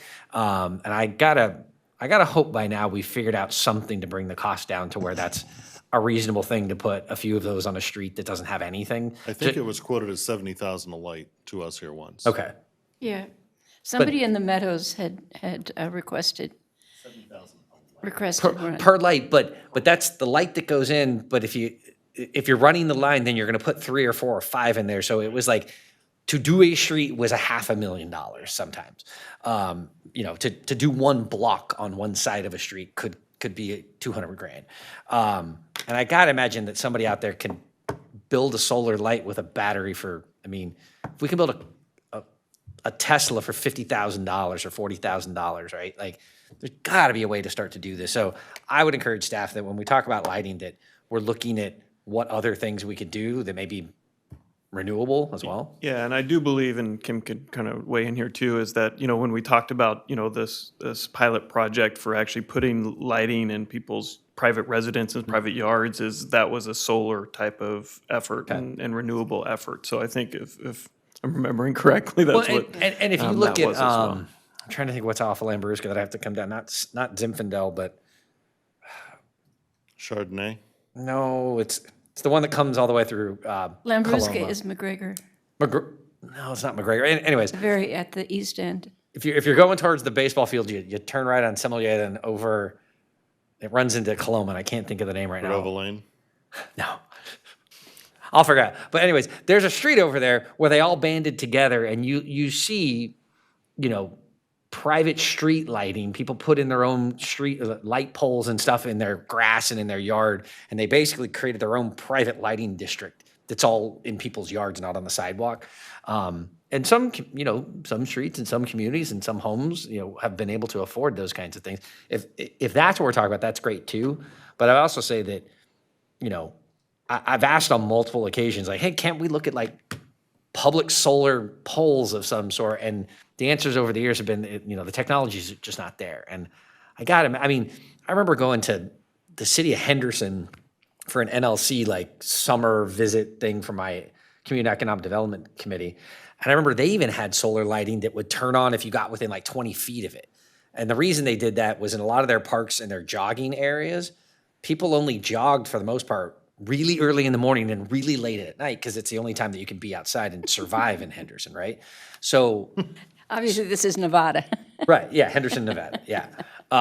And so they had solar lights that literally would only turn on if somebody got near them.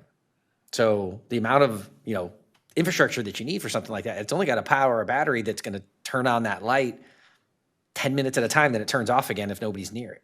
I don't know. I'd rather know that I'd rather be able to see the coyote 50 feet down the road. Well, you will, before because I it's going to get turn there. the light on 50 feet down the road if you get near it. But I would just continue to encourage our Public Works Department to look at alternative technology to solve the problems that she's talking about, because it's real. I mean, we have communities, you know, that were designed by the county, and if you go out into, you know, Carmichael and Fair Oaks and other places like that, you know, it's like being in the country. They don't have street lights or sidewalks anywhere, and we have a handful of these neighborhoods still in the core of the city that, obviously they were designed by the county a long time ago, but they're surrounded by sidewalks and streetlights, and there's just these pockets of nothing. And I think we're getting to the point where it's not 70,000 a light.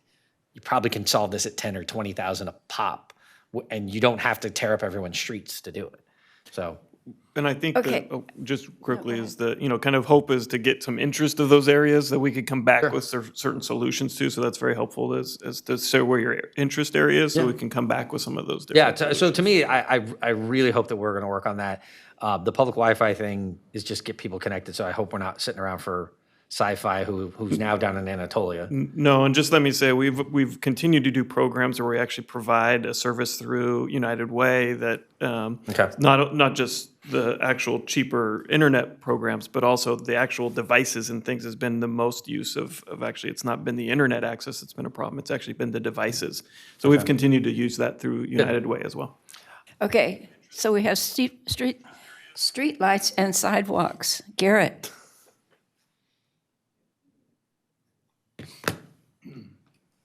Public safety is always number one for me, if we're gonna use the ARPA funds. Second is business development.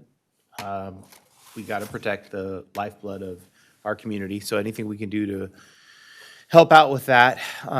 Double down on reiteration that, not every Wi-Fi provider is provided equally, so let's make sure we're not pigeonholing on ourselves. And those are the things, because if I'm looking at this, because I got bored, I Googled it. Right now, it's going for, someone of the staff or community sent me one, they're like for 500. I found one right now for 7,000 that will last 10 years. Solar. The light. A solar-powered light. And I'm like, with a picture of a coyote, that's for you.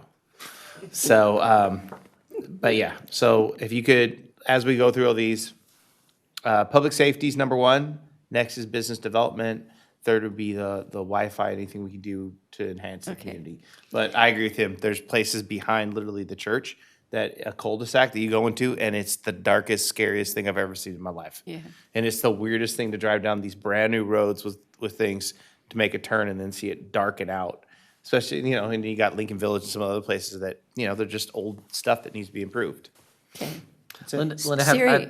I had one other thing. Let's, The community gardens, I would suggest to staff to go look at what they've been working on in West Sacramento. That was a project I was pretty involved with a couple of jobs ago in my day job. But the nonprofit that they work with, we are now using them as a contractor in some of our streams and what's it called? Storm drain stuff. So the Center for Land-Based Learning is their contractor for a lot of their community garden programs, where they converted a lot of city-owned vacant lots, some stuff around like Broderick's and other stuff in Broderick, to turn them into community gardens. That they also partnered with a lot of the restaurants to sell their overages that they weren't giving to the community and to the food bank and stuff. So we might want to talk to them beyond just Soilborn, which I know is a great partner.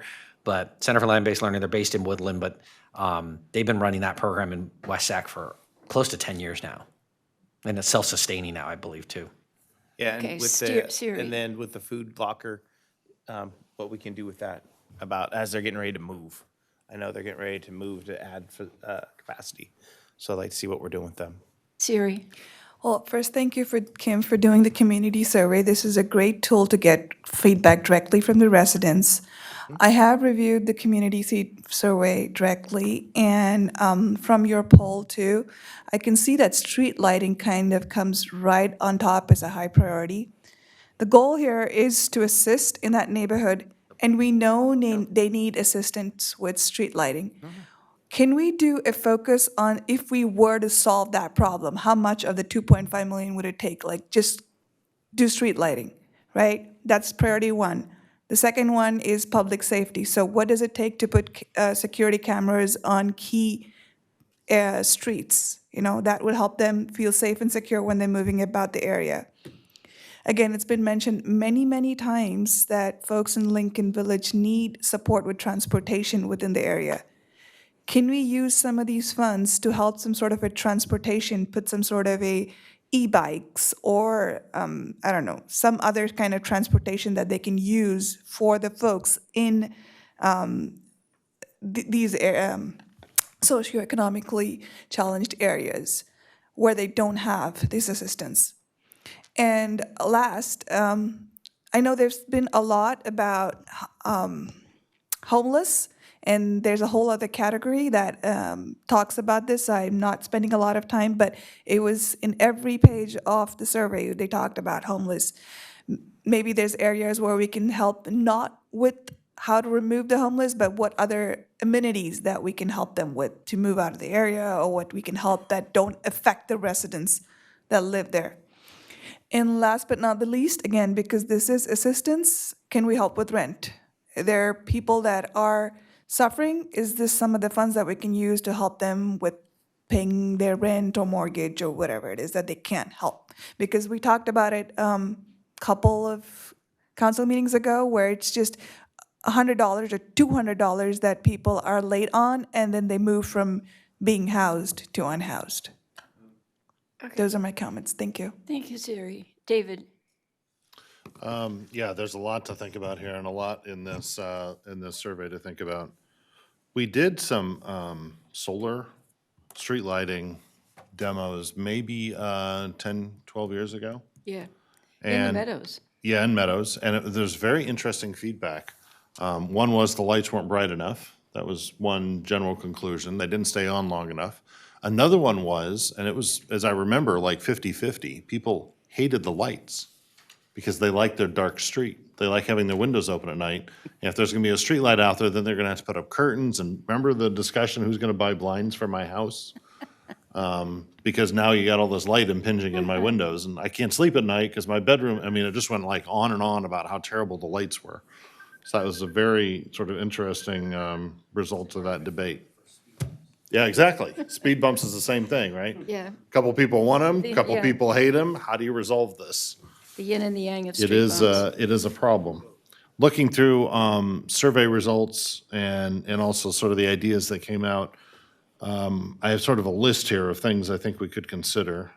Pedestrian and bike safety projects, some of those are not terribly expensive. I mean, if you think about our backlog of sidewalk repairs, for example, it's a couple $1,000,000, I think, is there. But a lot of those create unsafe conditions for, kids and adults on bikes on sidewalks or on streets.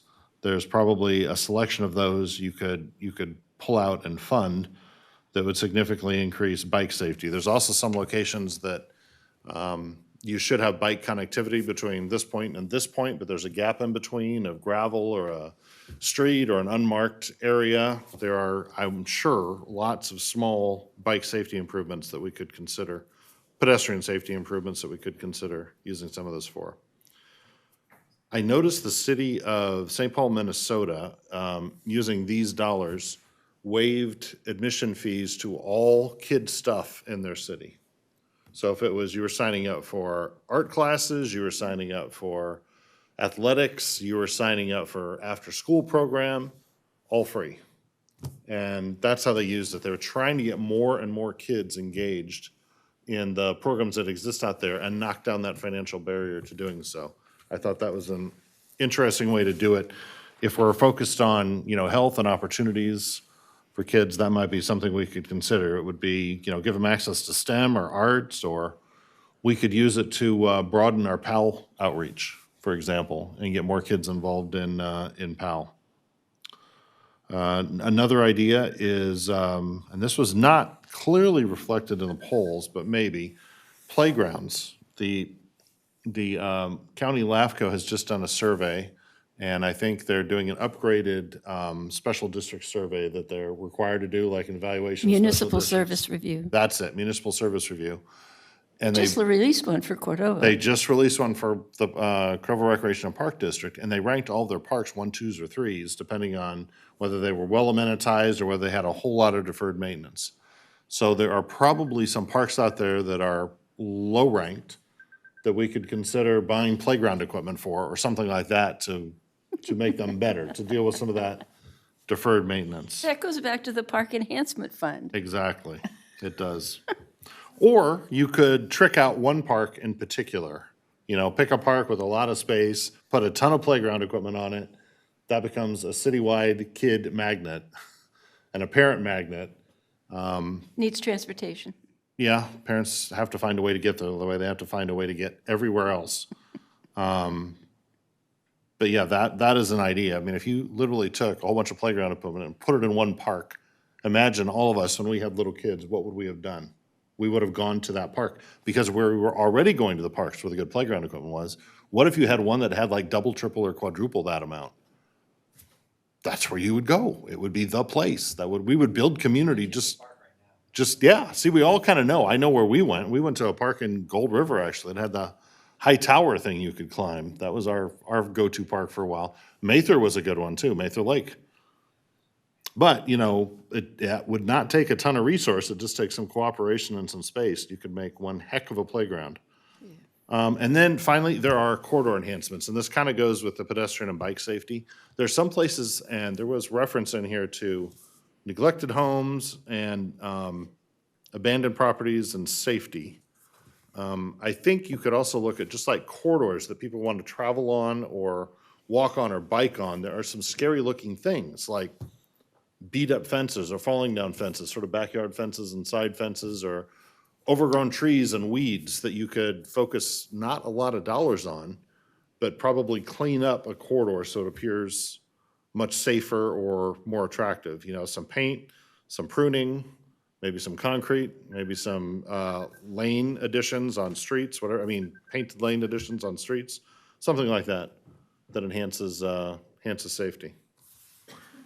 Those are my thoughts. Okay, so frankly, I think we've picked up everything that everybody said, with the exception of dog park.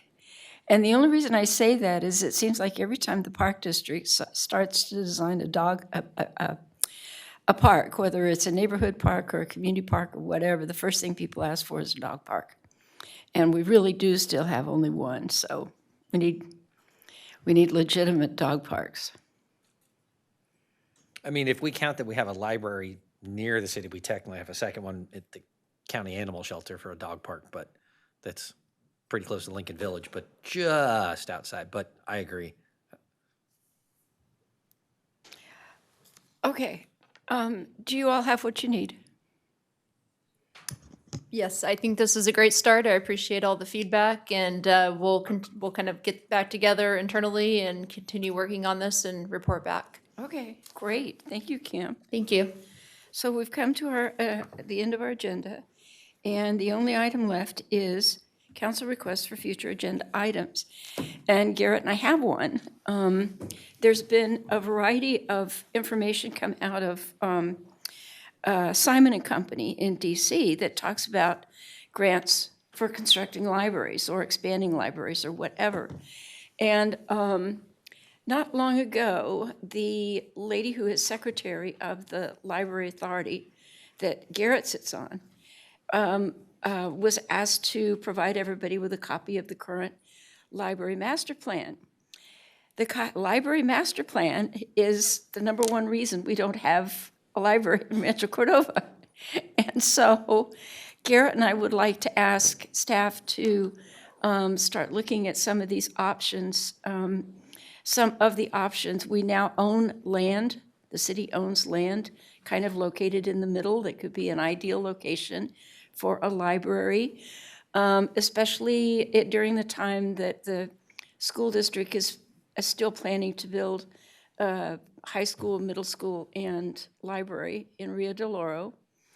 And if you look at the fact that the city of Sacramento has lots of neighborhood libraries, okay, so between the number of people who are going to live here and the oddball shape of our city limits, it is only logical that we would have 3 or 4 libraries to serve Rancho Cordova. So we need to start doing our own kind of library master plan. And the Library Authority's master plan envisions only either building or leasing. And it's pretty obvious that that little fund that they've got, that's been in place since 2007, is not ever going to have enough money to build anybody a library. And in east of Sunrise, there's absolutely no retail space that could be leased to install a library. So we need to look to parcels that the city owns already. And it would be logical because all of the libraries in the county, the buildings are owned by the county and then leased to the library authority.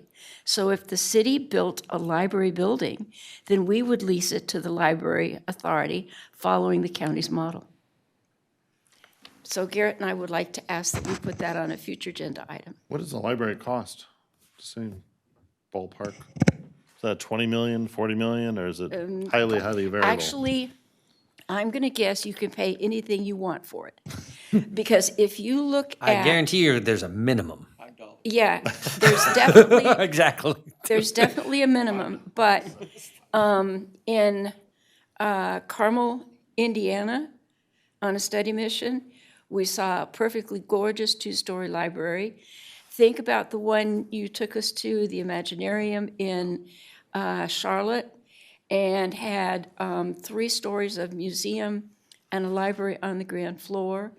Salt Lake City has built what in library science is kind of a palace with lots of glass and whatnot.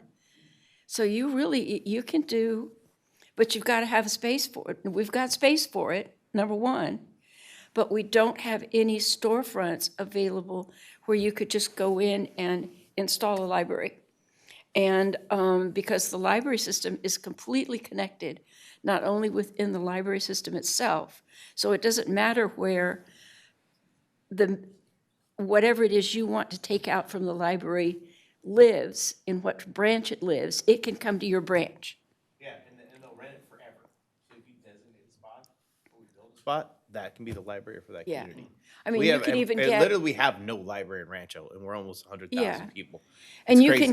can even call up the Library of Things and have it delivered to your local branch, or